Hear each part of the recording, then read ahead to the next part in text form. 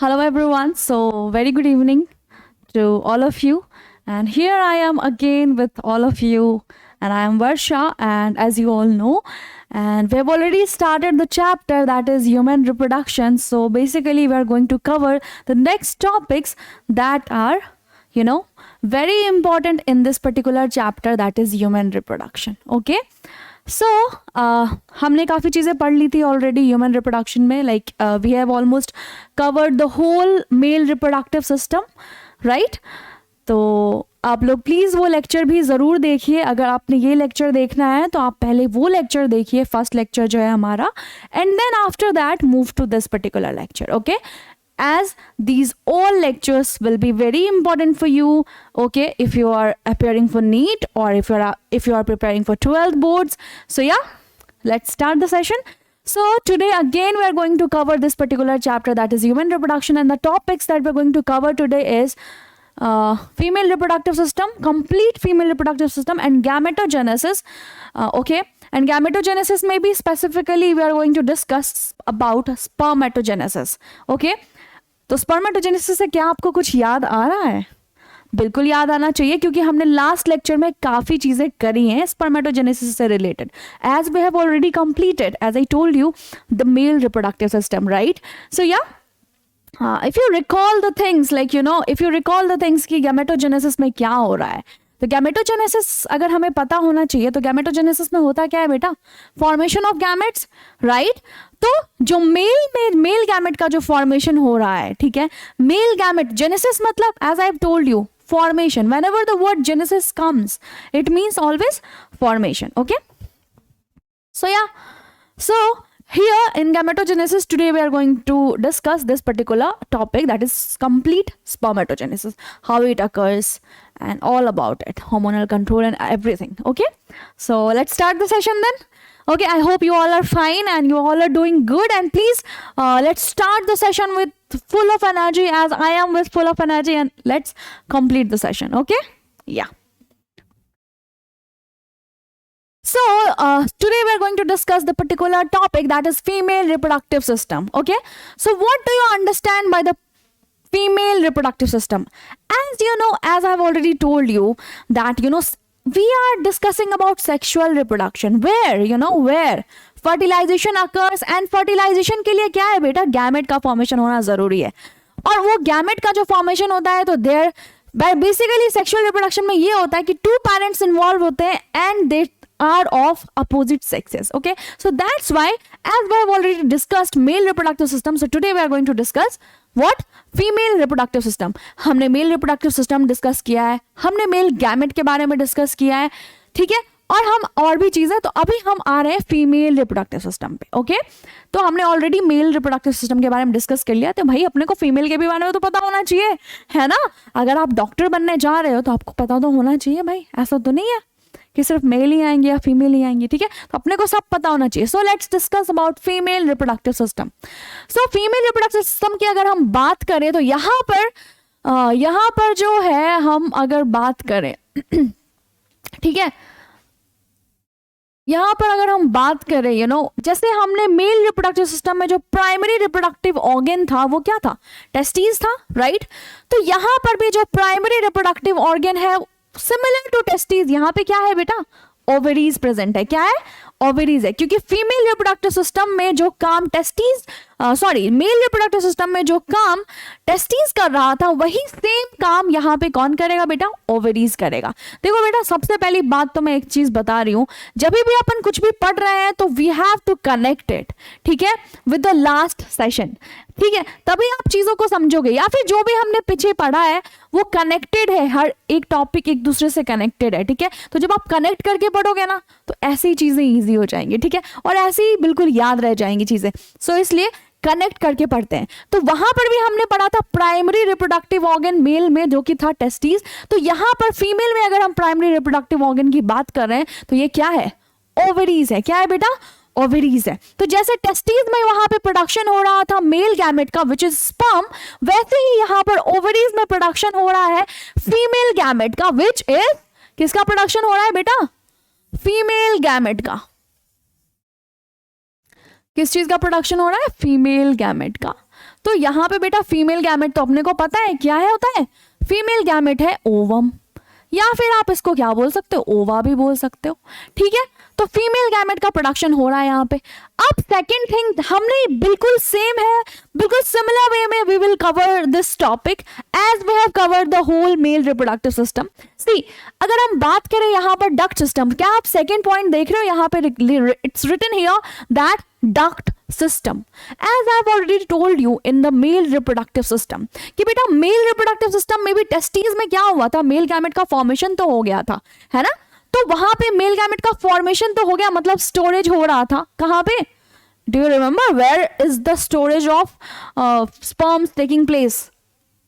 चलो चलो चलो जरा अपन रिकॉल करते हैं, स्पर्म का स्टोरेज कहां हो रहा था बेटा, टेस्टिकुलर लॉब्यूल्स था अपने टेस्टिस में, है ना, मेल के टेस्टिस में टेस्टिकुलर लॉब्यूल्स था, where there were 1 to 3 between 1 to 3 seminiferous tubules were present where spermatogenesis process was occurring, okay, so here, तो बेटा वहां पे स्टोर तो हो गया, बन तो गया, बट अभी ट्रांसपोर्टेशन भी तो करना है, जो मैंने आपको चिप्स की फैक्ट्री की बात कही थी कि अभी भाई चिप्स फैक्ट्री में बन गई है, ठीक है ना, बट अपने को अपने तक आने के लिए क्या है, उसका ट्रांसपोर्टेशन भी तो जरूरी है।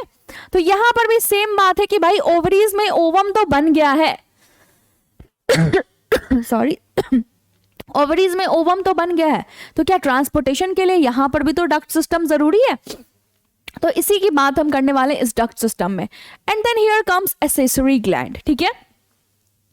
तो एक्सेसरी ग्लैंड क्या है, एक्सेसरी ग्लैंड क्या है बेटा, बस वही कुछ ऐसे glands which will be helping in this particular process which is reproduction, okay।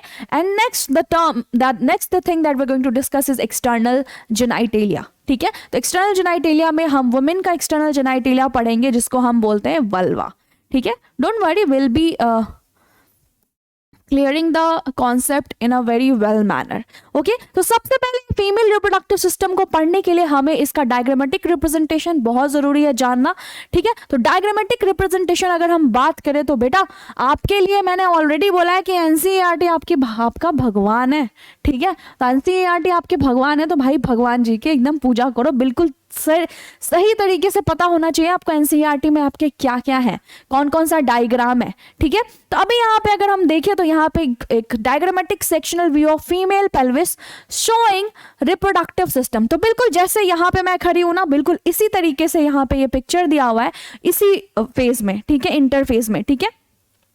अब मैं अगर बात करूं इस डायग्राम की, तो क्या आप देख रहे हैं यहाँ पर क्या है बेटा, यूट्रस है, आप देख पा रहे हो यहाँ पर ये क्या है, ये यूट्रस है, ठीक है। Let me change the colour so that आपको एकदम क्लियरली जो है चीजें समझ में आए।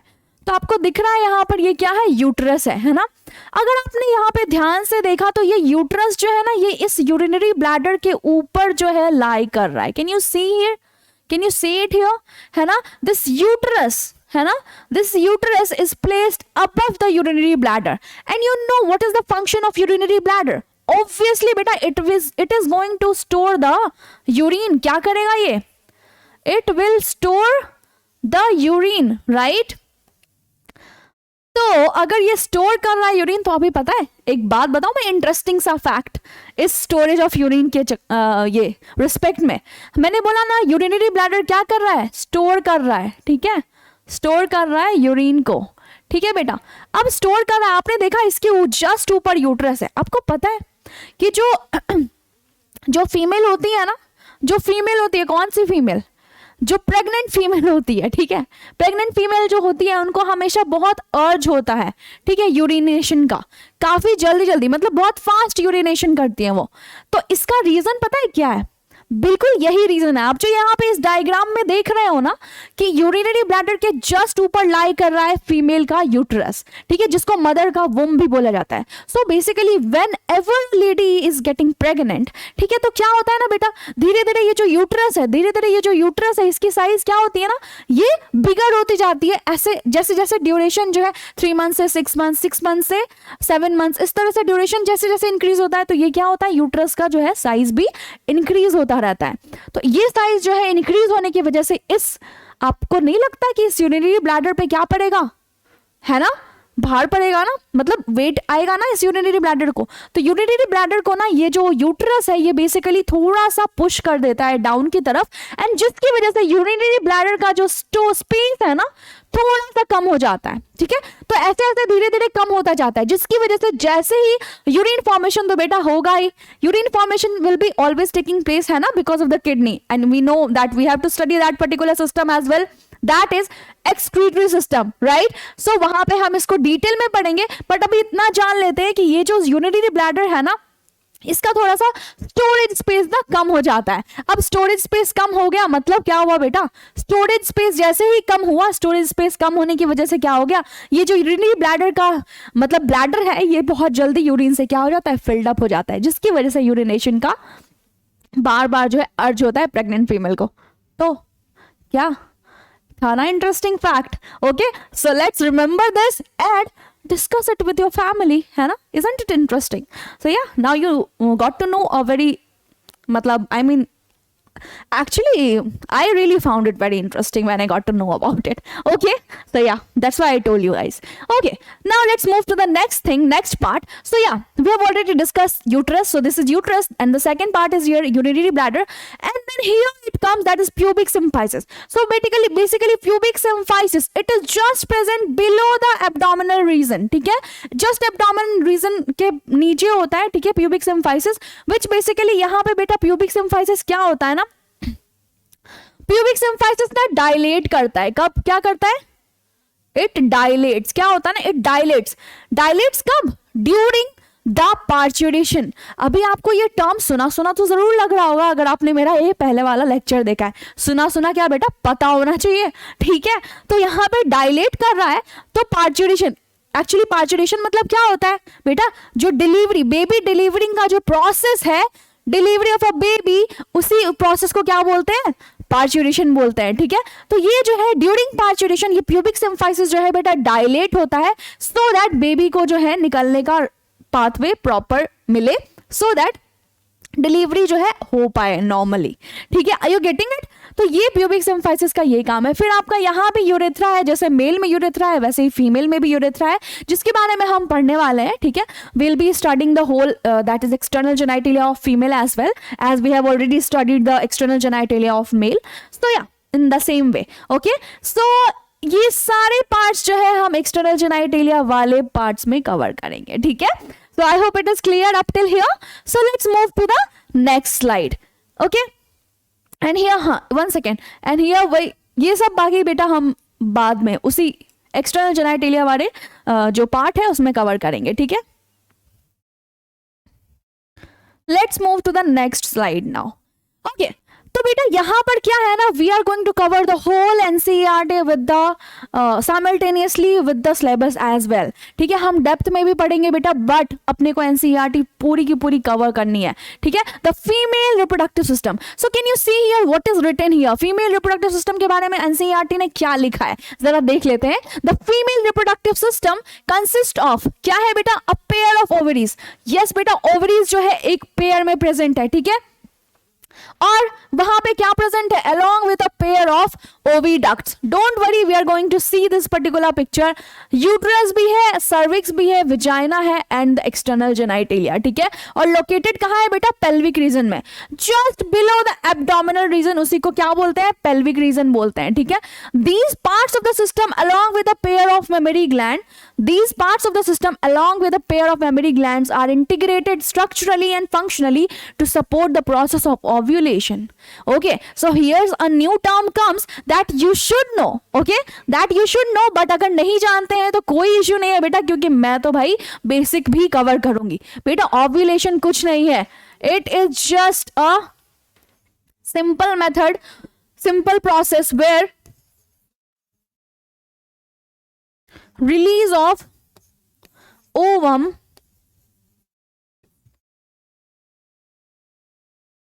takes place from where, from the primary reproductive organ that is ovary, ठीक है बेटा। तो कहां से रिलीज होता है ओवम, ओवरी से, ओवरी से जो रिलीज हो रहा है ओवम, उसी प्रोसेस को क्या बोलते हैं बेटा, उसी प्रोसेस को बोलते हैं ओव्यूलेशन, ठीक है। सो आई होप ये क्लियर है। Fertilisation we already know that is fusion of male gamete sperm and female gamete that is ovum, उसी को हम क्या बोलते हैं बेटा, फर्टिलाइजेशन। एंड फिर प्रेगनेंसी, जिसको हमने एक और सोफिस्टिकेटेड वर्ड में बोला था गेस्टेशन पीरियड, ठीक है। फिर gestation period and then birth, birth को हमने एक और नाम दिया था जो कि मैंने अभी अभी अभी जस्ट डिस्कस किया है, which is also known as parturition, okay. And then child care, ठीक है। So these are the things that comes, okay. तो ये सारा प्रोसेस है। ओवरीज अब बेटा क्या है, ये प्राइमरी फीमेल सेक्स ऑर्गन्स है। क्या है बेटा, प्राइमरी फीमेल सेक्स ऑर्गन्स है जो क्या प्रोड्यूस करता है, फीमेल गैमेट और कुछ स्टेरॉइड हार्मोन्स भी। तो ओवेरियन हार्मोन्स जिसका नाम है एस्ट्रोजन एंड प्रोजेस्टेरॉन, ठीक है। So there are two hormones, that is, लिख देती हूं मैं यहां पे, that is estrogen and progesterone, ठीक है बेटा।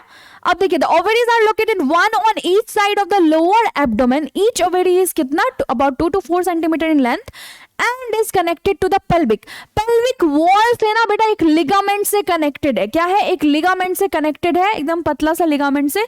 ईच ओवरी पेल्विक वॉल और यूट्रस में क्या है, कनेक्शन है, कैसे, ligaments से, ठीक है। Each ovary is covered by a thin epithelium which encloses the ovarian stroma.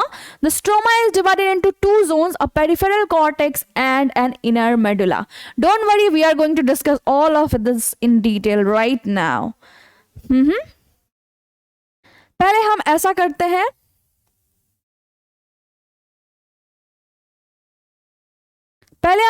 हैं, इस पिक्चर को, इस डायग्राम को अच्छी तरह से समझ लेते हैं। देखो बेटा, ये आपकी एनसीईआरटी की डायग्राम है जो कि फीमेल रिप्रोडक्टिव सिस्टम की डायग्राम है, ठीक है, जो कि आपको समझना बहुत ज्यादा इंपॉर्टेंट है। So can you see here, this is the basically, if you can see me, so this is how I will show you the diagram of female reproductive system. So can you see these two fingers? Can you see these two fingers of mine? Okay, and these two hands are mine are fallopian tube, which is also known as, which can be also called as oviduct. उसको हम क्या बोलेंगे बेटा, oviduct भी बोलेंगे, ठीक है, which can be also called as ova. तो कुछ ऐसा ही डायग्राम नहीं है बेटा ये, can you see here, can you see here, okay. So ये जो है इसको हम क्या बोलते हैं बेटा, फैलोपियन ट्यूब, या फिर हम क्या बोल सकते हैं, ओविडक्ट भी बोल सकते हैं, ठीक है। अब ये फैलोपियन ट्यूब जो है इसके ना 3 पार्ट्स हैं, इसके 3 पार्ट्स है, इस्थमस, एम्प्यूला एंड इनफंडिबुलम, ठीक है। तो जैसे मान लो, ठीक है, ये जो फिंगर लाइक स्ट्रक्चर है, मेरे जो फिंगर्स है उसके क्लोजेस्ट वाला जो पार्ट है ना, उसको मैं क्या बोलूंगी बेटा, उसको मैं बोलूंगी इनफंडिबुलम। क्या बोलूंगी, infundibulum. Can you see here, so just, तो ये जो फिंगर लाइक स्ट्रक्चर है ना, यहाँ पे यूट्रस में हम इसको क्या बोल रहे हैं, फिम्ब्रिये। एक बात बताओ मुझे, हम फिंगर लाइक स्ट्रक्चर, हमारी जो उंगलियां हैं, हम क्या करने के लिए, आई एम होल्डिंग इट ना, आई एम मतलब अगर ये गिर जाएगा तो आई विल कलेक्ट इट ना। तो इसी तरह यहाँ पे जो फिम्ब्रिये हैं उनका भी फंक्शनिंग क्या है, कलेक्ट करना। किसको बेटा, ओवम को। कहाँ से, क्योंकि यहाँ पे आप देख रहे हो, यहाँ पे ओवरी है, यहां से क्या होगा बेटा, ओव्यूलेशन होगा ना, तो रिलीज होगा ओवम, और ये क्या होगा, it will be taken up by this फिम्ब्रिये into the fallopian tube, ठीक है। तो यहां जस्ट जो फैलोपियन ट्यूब का जो फिम्ब्रिये के बाद वाला जो पार्ट है वो क्या बोलते हैं, infundibulum. And here a bulged part comes. आप देख रहे हैं यहाँ पे थोड़ा सा बल्ज्ड पार्ट है, ठीक है, थोड़ा सा वाइडर पार्ट है, जिसको हम क्या बोल रहे हैं, एम्प्यूला। एम्प्यूला को पता है आपको क्या कहते हैं, एम्प्यूला को मेन साइट ऑफ फर्टिलाइजेशन भी कहते हैं। क्या कहते हैं बेटा एम्प्यूला को, it is also known as sorry, it is also known as the main site of fertilisation, ठीक है,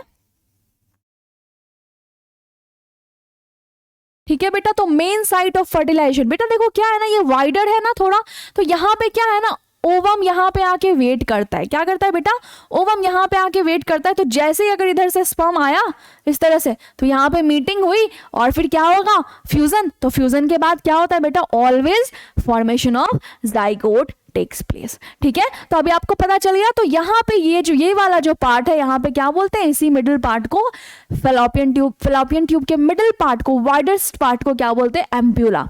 एंड देन ये जो मेरा हाथ है जहां से कनेक्ट हो रहा है ये शोल्डर से, उसको क्या बोलूंगी मैं, उसको बोलूंगी इस्थमस। तो यहाँ पे इस डायग्राम को हमें देखना है, ये पार्ट क्या बोल रहे हैं, इसको हम बोल रहे हैं इस्थमस। तो आपको, मुझे लगता है कि समझ आ गया होगा मेरे हिसाब से कि 3 parts of fallopian tube.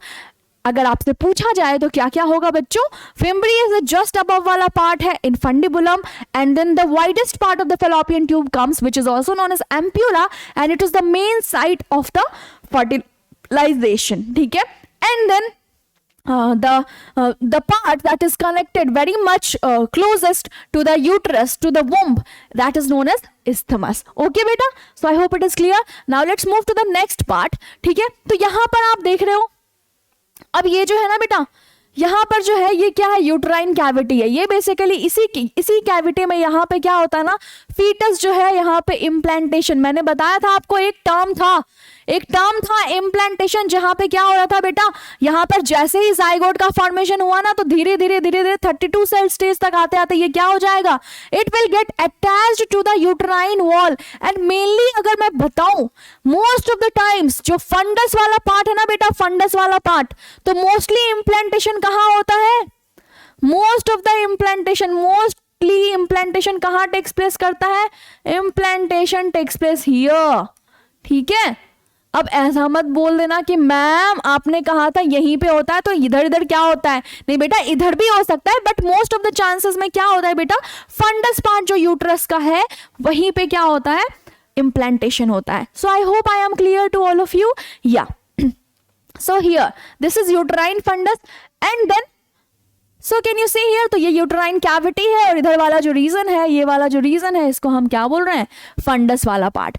Okay, and now we will be seeing the 3 lining of हमारा, अब ये जो है ना बेटा यूट्रस हमारा, ठीक है, इसमें आप देख रहे हो एक तो सबसे इनर लाइनिंग जो है ना यूट्रस की, ये जो डिफरेंट सी आपको इस तरह से दिख रही है ना, ये क्या है, इनर लाइनिंग जो है ना डिफरेंट सी, इसको हम क्या बोल रहे हैं, एंडोमेट्रियम। बेटा अंदर का है ना, अंदर का है, तो इसलिए हम यूज कर रहे हैं word endometrium. So wherever these kind of words come ना, तो you just have to think that endo मतलब अंदर का बेटा, ठीक है। तो यहाँ पे एंडोमेट्रियम मतलब बेसिकली ये क्या है, ये क्या है,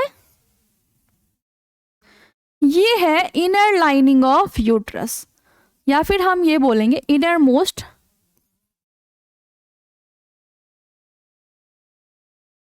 लाइनिंग ऑफ यूट्रस, ठीक है बेटा, I hope I am clear. And then the second part, then the second जो दूसरा लेयर आता है उसको हम क्या बोल रहे हैं यहाँ पे, उसको बोल रहे हैं मायोमेट्रियम। क्या बोल रहे हैं बेटा, उसको बोल रहे हैं हम मायोमेट्रियम। तो मायोमेट्रियम क्या है ना, ये बेसिकली मस्कुलर रीजन है, क्या है, बहुत ही मस्कुलर रीजन है। तो मस्कुलर रीजन है, तो बेसिकली जैसे ही जो प्रेगनेंसी के ड्यूरेशन के टाइम में it helps in the contraction. तो यहां पर क्या होता है बेटा, मस्कुलर कॉन्ट्रैक्शन होता है, जो होना बहुत जरूरी है। आपने सुना होगा कि वो कॉन्ट्रैक्शन होना बहुत जरूरी होता है, तभी बेबी का जो है नॉर्मल डिलीवरी पॉसिबल है। आर यू गेटिंग इट, ठीक है। तो ये होता है मायोमेट्रियम का रोल। फिर आपका आया perimetrium which is the outer most layer. ये क्या है बेटा, ये पेरीमेट्रियम जो है ये क्या हो गया, ये हो गया आउटर मोस्ट कवरिंग। क्या हो गया, पेरीमेट्रियम जो है वो हो गया आउटर मोस्ट कवरिंग, ठीक है, ये हो गया आउटर मोस्ट कवरिंग। अब जैसे ही आउटर मोस्ट कवरिंग की बात आ रही है ना बच्चे, जैसे ही आउटर मोस्ट कवरिंग की बात आ रही है, मतलब it will be always related to the protection, है ना बच्चे, ठीक है ना। वो क्या करते हैं, वो प्रोटेक्शन के लिए है। तो अपने को 3 जो है लेयर्स है, क्या चीज का, यूट्रस का, यूट्राइन कैविटी की 3 लेयर्स है। सबसे इनर मोस्ट को एंडोमेट्रियम बोलते हैं, फिर मस्कुलर रीजन जो है उसको हम मायोमेट्रियम बोलते हैं, एंड देन सबसे आउटर मोस्ट कवरिंग जो है उसको हम पेरीमेट्रियम बोलते हैं, ठीक है। So I hope it is clear. अब देखो बेटा, यहाँ पे जो है यूट्रस और वेजाइना, यूट्रस और वेजाइना के बीच जो है एक यूट्रस और वेजाइना, यूट्रस यहाँ पे फिनिश हो रहा है, can you see here, and uterus और वेजाइना के बीच एक स्पेस है जिसको हम सर्विक्स बोलते हैं। क्या बोलते हैं बेटा, सर्विक्स बोलते हैं। और यहाँ पर जो है ये सर्वाइकल कैनल है, ठीक है। तो इस सर्विक्स और ये वेजाइना को मिला के क्या बोलते हैं बेटा, बर्थ कैनल भी बोलते हैं। क्या बोलते हैं, बर्थ कैनाल भी बोलते हैं, क्योंकि बेटा जो नॉर्मल डिलीवरी होती है it takes place from here by this route only, ठीक है। तो नॉर्मल डिलीवरी जो है वो किधर से होती है, बाय दिस वेजाइनल ओरिफिस, भी इसी रूट से होती है। तो दैट्स वाई हम इनको साथ में मिला के क्या बोलते हैं, सर्वाइकल कैनाल और वेजाइना को हम बोलते हैं birth canal. Okay, I hope I am clear to all of you. Let's move to the next slide then. Okay, तो चलिए हम जरा इसको देख लेते हैं इसमें क्या है। तो अभी जस्ट हमने कवर किया कि फेलोपियन ट्यूब क्या होता है, ओविडक्ट। तो let's see the oviducts, fallopian tubes, uterus and vagina constitute. तो अभी जस्ट हमने पढ़ा बेटा ओविडक्ट्स को हम फेलोपियन ट्यूब्स भी बोल रहे थे, जिसके 3 पार्ट्स वेयर देयर। क्या क्या था बेटा, इनफंडिबुलम, एस्थमस, इस्थमस और एम्प्यूला। क्या था, इनफंडिबुलम, एम्प्यूला एंड इस्थमस, ठीक है। तो यहां पे आप देख सकते हो कि ईच फेलोपियन ट्यूब जो है कितना बेटा, 10 to 12 centimetre long and extends from the periphery. Periphery मतलब from each ovary to the uterus, मतलब ओवरी का जो पेरिफेरी है उसके, वो भी हम बात करेंगे, don't worry. Sorry, okay, I am so sorry. या ठीक है, तो यहां पर क्या हो गया बेटा, ये जो है पेरिफेरी ऑफ ईच ओवरी। देखो बेटा ये ओवरी है ना, ये अभी बात करेंगे, ओवरी है ना, तो ये जो साइड वाला रीजन है ना, इसी को हम क्या बोलते हैं, इसी को हम बोलते हैं पेरिफेरी, ठीक है बेटा, इसी को क्या बोलेंगे, पेरिफेरी। और ये बीच वाला जो पार्ट है इसको हम बोलते हैं मेड्यूला, ठीक है। So this is ovary, ovary का स्ट्रक्चर है ये, ठीक है। तो ये पेरिफेरी रीजन से क्या है, each ovary to the uterus and the part closer to the ovary to is the funnel shaped infundibulum। तो जो closer to the ovary है वहां पे उसी को हम क्या बोलते हैं, infundibulum, ठीक है। जो पार्ट जो है, तो अपने को ऑलरेडी क्लियर है भाई, ठीक है, कैसे कैसे कौन सा पार्ट किधर सा, जो फिम्ब्रिया से क्लोजेस्ट था उसको हम इनफंडिबुलम बोल रहे थे, ठीक है, और वो बेसिकली ओवरी से भी क्लोजर था, ठीक है। और इस तरह से यहां पर जो है चीजें लिखी हैं, ठीक है। The edges of the infundibulum, the edges of the infundibulum possesses, मैंने बोला था फिंगर लाइक स्ट्रक्चर कुछ इस तरह था, फिंगर लाइक स्ट्रक्चर, जिसको क्या बोल रहे थे, फिम्ब्रिये। क्या बोल रहे थे बेटा, फिम्ब्रिये, ठीक है, जो क्या करता है, which help in the collection of the ovum after ovulation. अपन ओव्यूलेशन ऑलरेडी डिस्कस कर चुके हैं। The infundibulum leads to a wider part of the oviduct. Infundibulum जो है वो खुलता है एक वाइडर पार्ट में ऑफ ओविडक्ट के, जिसको हम एम्प्यूला बोलते हैं, जिसके बारे में मैंने आपको बोला कि ये यहाँ पे क्या होता है बेटा, फर्टिलाइजेशन। क्या होता है यहाँ पे, फर्टिलाइजेशन होता है, तो इसलिए इसको main site of the fertilisation भी बोलते हैं। The last part of the oviduct that is isthmus has a narrow lumen. अब ल्यूमेन बताओ क्या होगा, तो बेटा कोई भी ऐसा मान लो, कोई भी पाइप लाइक स्ट्रक्चर है ना इस तरह से, तो ये बीच में जो स्पेस होता है ना, स्पेस, इसी को हम क्या बोलते हैं, ल्यूमेन बोलते हैं। इसी को हम क्या बोलते हैं बेटा, ल्यूमेन बोलते हैं, ठीक है। तो the last part of the isthmus, oviduct isthmus has a narrow lumen, मतलब छोटा स्पेस होता है, and it joins the uterus. तो वहीं से बेटा isthmus के थ्रू क्या है, फाइनली ब्लास्टोसिस्ट स्टेज में पहुंच के और फिर क्या होता है, यूट्रस में पहुंच जाता है। और जिसकी वजह से मैंने बोला आपको कि यूट्रस का जो फंडस पार्ट है वहां पर क्या होता है, अटैचमेंट होती है किसकी, ब्लास्टोसिस्ट की, जिसको हम जिस प्रोसेस को क्या बोलते हैं, प्रोसेस को इम्प्लांटेशन बोलते हैं, ठीक है। तो भूलना नहीं है, ठीक है। चलिए अब देखिए, the uterus is single, obviously एक है, and it is also called womb, mother's womb भी बोलते हैं। The shape of the uterus is like an inverted, कैसा शेप होता है, inverted pear shape, and it is supported by ligaments attached to the pelvic wall में जो ligaments है उससे अटैच होता है। The uterus opens into vagina, uterus किसमें ओपन होता है बेटा, वेजाइना में। किसमें होता है open, into vagina through a narrow cervix, ठीक है। कैसे, एक वेजाइना में होता है, लेकिन सर्विक्स जो है उससे नैरोअर पार्ट होता है। The cavity of the cervix, उसी को क्या बोलते हैं, cervical canal, which along with vagina forms the, तो सर्वाइकल कैनाल वेजाइना के साथ मिलके मैंने बताया था क्या होता है, इसको बोलते हैं बर्थ कैनाल, ठीक है। The wall of the uterus has 3 layers, है ना, 3 लेयर्स ऑफ टिश्यू है, जिसको हम एक्सटर्नल, जो सबसे बाहरी थीन मेम्ब्रेनस पेरीमेट्रियम है, सबसे पतली लेयर जो है वो क्या है, पेरीमेट्रियम है। फिर मिडिल में जो है थिक लेयर है, थिक लेयर है क्यों, क्योंकि यहां पर प्रेजेंट है बेटा बहुत सारे मसल्स, क्या है, बहुत सारे मसल्स प्रेजेंट है, स्मूथ मसल, ठीक है, जिसको हम क्या बोल रहे हैं, मायोमेट्रियम भी बोल रहे हैं।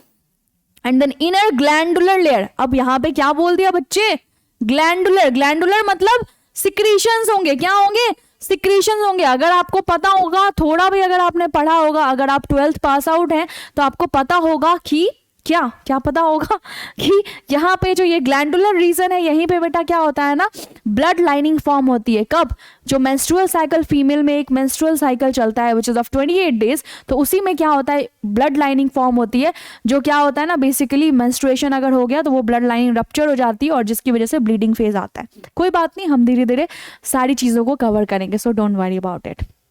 ओके, तो ये जो ग्लैंडुलर लेयर है इसी को एंडोमेट्रियम बोलते हैं, that lines the uterine cavity. The endometrium undergoes, तो एंडोमेट्रियम जो है वो साइक्लिकल चेंजेस होती है उसमें ड्यूरिंग मेंस्ट्रुअल साइकिल। मैंने बोला ना बेटा, way while the myometrium exhibit strong, और इसका काम क्या है, ये स्ट्रॉन्ग कॉन्ट्रैक्शन कराता है जिसकी वजह से बेबी जो है नॉर्मल डिलीवरी हो सकती है। यही बेटा कॉन्ट्रैक्शन नहीं होता है, ठीक है। इसी कॉन्ट्रैक्शन नहीं होने की वजह से क्या हो जाता है ना, कि फीमेल जो है आजकल इतना सिजेरियन या सर्जरी करके जो बेबीज हो रहे हैं, ठीक है, उनकी डिलीवरी हो रही है इसी वजह से, बिकॉज कॉन्ट्रैक्शन नहीं हो पा रहा है, ठीक है। तो I hope it is clear. Let's move to the next slide. Okay, so let's see ovary. Ovary क्या है बेटा, मैंने ऑलरेडी बता दिया है, वन पेयर में प्रेजेंट है और कैसा शेप होता है, एलमंड शेप का होता है। कैसा होता है, एलमंड शेप का। आप सभी ने बादाम खाए होंगे, है ना, कहते हैं ना बादाम खाने से दिमाग तेज होता है, तो वही बादाम जब भी खाओगे तो बस याद आना चाहिए आपको कि हम किसकी बात कर रहे हैं, ओवरी की, ठीक है। तो कैसा शेप होता है, एलमंड शेप का होता है। प्रेजेंट इन एब्डोमेन, कहाँ प्रेजेंट होगा बेटा, एब्डोमेन में प्रेजेंट होगा। प्रोड्यूसेस फीमेल गैमेट, क्या प्रोड्यूस करता है, फीमेल गैमेट। फीमेल गैमेट को क्या बोलते हैं, ओवम बोलते हैं, ठीक है, क्या बोलते हैं, ओवम। और फीमेल गैमेट, और यहाँ पे हॉर्मोन्स भी प्रोड्यूस कर रहे हैं जिसको क्या बोलते हैं, एस्ट्रोजन एंड प्रोजेस्टेरॉन, जो कि मैंने आपको ऑलरेडी बता दिया है। ओवरी एंड टेस्टिस जो है, हाँ एक बहुत इंपॉर्टेंट है ये पॉइंट, ओवरी और टेस्टिस को ना क्या बोलते हैं ना, हेट्रोक्राइन ग्लैंड भी बोलते हैं। क्या बोलते हैं बेटा, हेट्रोक्राइन ग्लैंड। हेट्रो मतलब पता है ना, डिफरेंट फंक्शंस जब एक ही चीज मतलब में हो रहा है तो उसी को हम हेट्रो बोलते हैं। आपने सुना होगा homogeneous mixture and heterogeneous mixture, तो बेटा ये वर्ड्स का मीनिंग जो है ना ये सिमिलर होता है, आपको बस कनेक्ट करना है चीजों से, ठीक है। तो हेट्रोक्राइन ग्लैंड क्या है इसमें, इसलिए हम इसको हेट्रोक्राइन बोल रहे हैं ओवरी एंड टेस्टिस को, because they are producing hormones as well as it has ducts, ठीक है। क्योंकि अगर हम एंडोक्राइन और एक्सोक्राइन ग्लैंड की बात हमने की, और अगर आपने पढ़ा होगा कभी, थोड़ा बहुत भी आपको याद होगा, ठीक है, तो एंडोक्राइन ग्लैंड्स मतलब वही होता है जो हार्मोन्स का सिक्रेशन करता है, और उसके पास क्या है ना, डक्टलेस ग्लैंड होता है। एंडोक्राइन ग्लैंड्स को क्या बोलते हैं हम, डक्टलेस ग्लैंड्स भी बोलते हैं, तो इसलिए, और वो हार्मोन्स का सिक्रेशन करता है direct into the blood stream. Whereas exocrine gland क्या होता है, उनके पास डक्ट्स होता है, जैसे कि एग्जांपल स्वेट ग्लैंड्स है ना, सिबेशियस ग्लैंड्स है ना, स्वेट ग्लैंड से स्वेट रिलीज हो रहा है, सलेवरी ग्लैंड्स, तो इन सारे ग्लैंड्स के पास क्या होता है, डक्ट्स होता है। डक्ट मतलब basically a pathway from where something is getting released. Okay, so are you getting it. तो ये ही चीजें थी बेटा, और ये जो है ये ओवरी का डायग्राम है जो कि मैंने अभी जस्ट आपको बताया है, ठीक है।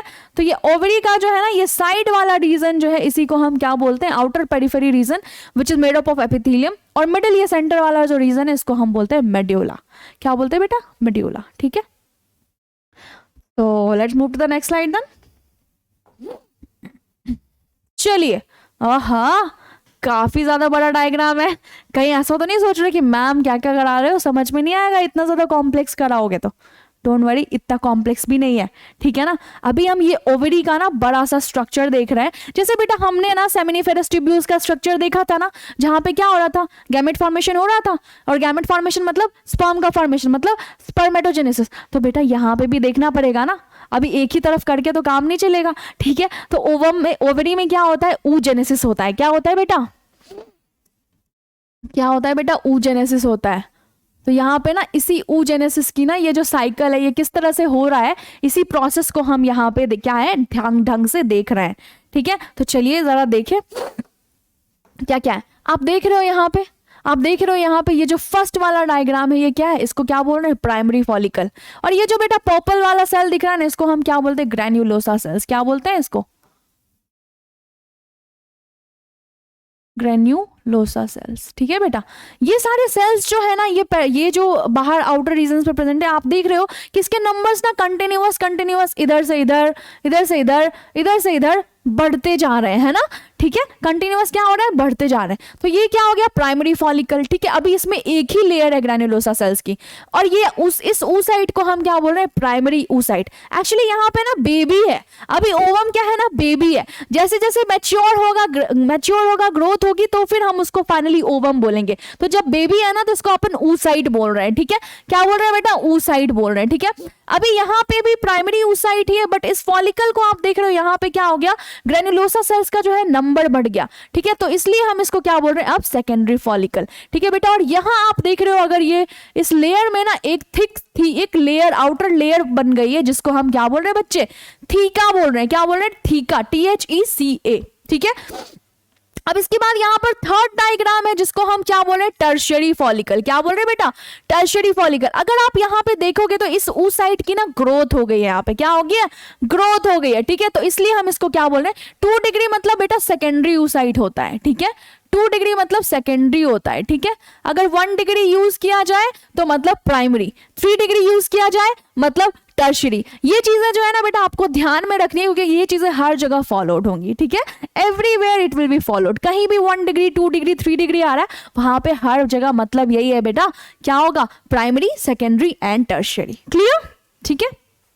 चलिए तो आप देखो यहाँ पे टर्शियरी फॉलिकल, और इसमें क्या है, ग्रैन्युलोसा सेल्स के इस तरह से बहुत सारे हैं, ठीक है। और यहाँ पर एक कैविटी लाइक स्ट्रक्चर बन जाता है। क्या बन जाता है बेटा, कैविटी। क्या बन जाता है, एक cavity like structure which is called as antrum, ठीक है। और एंट्रम के सराउंडिंग यहाँ पे जो है, इसी तरह से ये थीका जो है, ये और ज्यादा मतलब डेवलप हो जाता है और इनटू 2 लेयर्स बन जाता है। तो थीका एक जो अंदर का इनर लाइनिंग है थीका का, मतलब इनर कवरिंग जो है, उसको हम थीका इंटरना बोल रहे हैं, एंड जो आउटर कवरिंग है उसको हम थीका एक्सटर्ना बोल रहे हैं।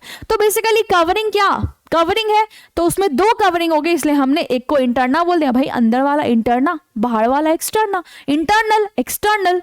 तो हमने इंटरनल एक्सटर्नल यूज नहीं किया, हमने थोड़ा सा उसको ना डिफरेंट वे में बोला, क्योंकि बेटा बायो में ना हम ऐसे नॉर्मली नहीं चला सकते काम, अपने को सोफिस्टिकेटेड साउंड करना है, ठीक है। तो इसलिए हमने क्या किया, यहाँ पे theca interna and theca externa, ठीक है बेटा। तो सेकेंडरी oocyte, और यहाँ पे मैंने आपको ऑलरेडी बता दिया कि ये जो पर्पल वाले आपको सेल्स दिख रहे हैं, ये बहुत सारे सेल्स हैं which is known as granulosa cells, ठीक है।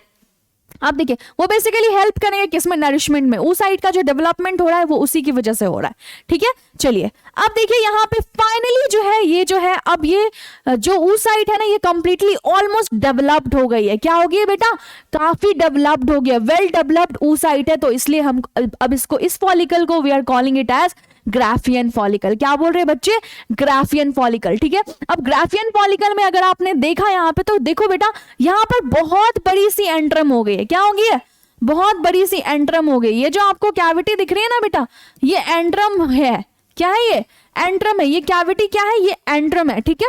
और आप देख रहे हो कि ग्रैन्युलोसा सेल साइड में है, और यहाँ पर एक ना काफी ज्यादा हिल लाइक स्ट्रक्चर बना है। तो इसको हम क्या बोल रहे हैं, पहाड़ बन गया बेटा, पहाड़ बन गया। तो हमने इसको हिल बोल दिया, जर्म हिल। क्या बोल दिया, जर्म हिल। इसको हम बायो में एक और वर्ड बोलते हैं, जिसको क्यूमुलस ऊफोरस भी बोलते हैं। क्या बोलते हैं बेटा, क्यूमुलस ऊफोरस। देखो बेटा आपको नाम जो है ना, सिमिलर नेम्स पता होने चाहिए। आपके भी 2-4 नाम रहते हैं ना, तो यहाँ पे भी मैनेज कर लो ना फिर, ठीक है। अभी क्या समझ रहे हो, इनको एक ही नाम देना है भाई, इनके भी निकनेम्स हैं, ठीक है ना। तो अपने को क्या रखना है ना, याद रखनी है ये चीजें। फिर अगर आप देख रहे हो यहाँ पे ये जो सेल्स का ये जो आउटर लाइनिंग है, इसको फाइनली हम क्या बोल रहे हैं, कोरोना रेडिएटा। क्या बोल रहे हैं बेटा, कोरोना रेडिएटा। अब ये जो सेकेंडरी oocyte है ना, यहाँ पे ये बिल्कुल कंप्लीटली डेवलप्ड हो गया, इसलिए इस पूरे कंप्लीट पार्ट को हम क्या बोल रहे हैं, हम बोल रहे हैं ग्राफियन फॉलिकल, ठीक है। और यहाँ पर आप देख रहे हो, अगर अंदर में ये क्या है, जोना पेलिसेडा, एक आउटर लेयर है बेटा। जब ना अपन पढ़ेंगे ना पेनिट्रेशन जो होता है स्पर्म और ओवम का, ठीक है, ओवम में जो स्पर्म का पेनिट्रेशन होता है, तो वो इस जोना पेलिसेडा, ये जो लेयर है ना, इसके थ्रू पेनिट्रेट करके स्पर्म जो है पहुंचता है अंदर, ठीक है। और फिर जाके जाइगोट का फॉर्मेशन होता है। क्लियर। तो वो जो अपन स्पर्म का भी स्ट्रक्चर पढ़ेंगे, एक्रोसोम वगैरह जो पढ़ेंगे, तो वो पहले जोना पेलिसेडा को ना ऐसे एंजाइम से वो मतलब पेनिट्रेट करता है, फिर जाके अंदर जा पाता है। इतनी इजी नहीं है एंट्री, ठीक है, इतनी आसानी से एंट्री नहीं मिलेगी ओवम में। ओवम हमारी महारानी है, ठीक है, तो ऐसे इतना आसान नहीं है एंट्री स्पर्म की, ठीक है। चलिए तो ये हो गया जोना पेलोसिटा। तो आपको आई होप ग्राफियन फॉलिकल का जो है डायग्राम काफी अच्छे से क्लियरली समझ आ गया होगा।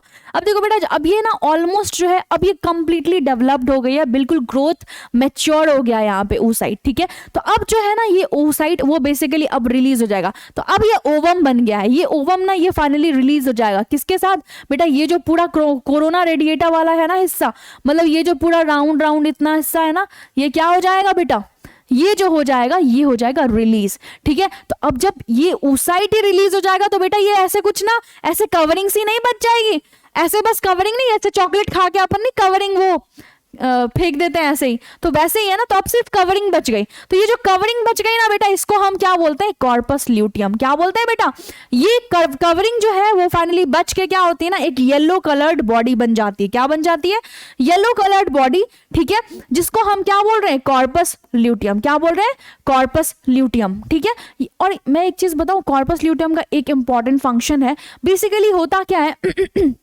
ऐसे तो डीजेनरेट होता है, बट अगर फीमेल प्रेग्नेंट हो गई, ठीक है, मतलब oocyte ओवम रिलीज हुआ, ओवम रिलीज होने के बाद जनरली ऐसा होता है कि फर्टिलाइजेशन नहीं होगा जल्दी, ठीक है।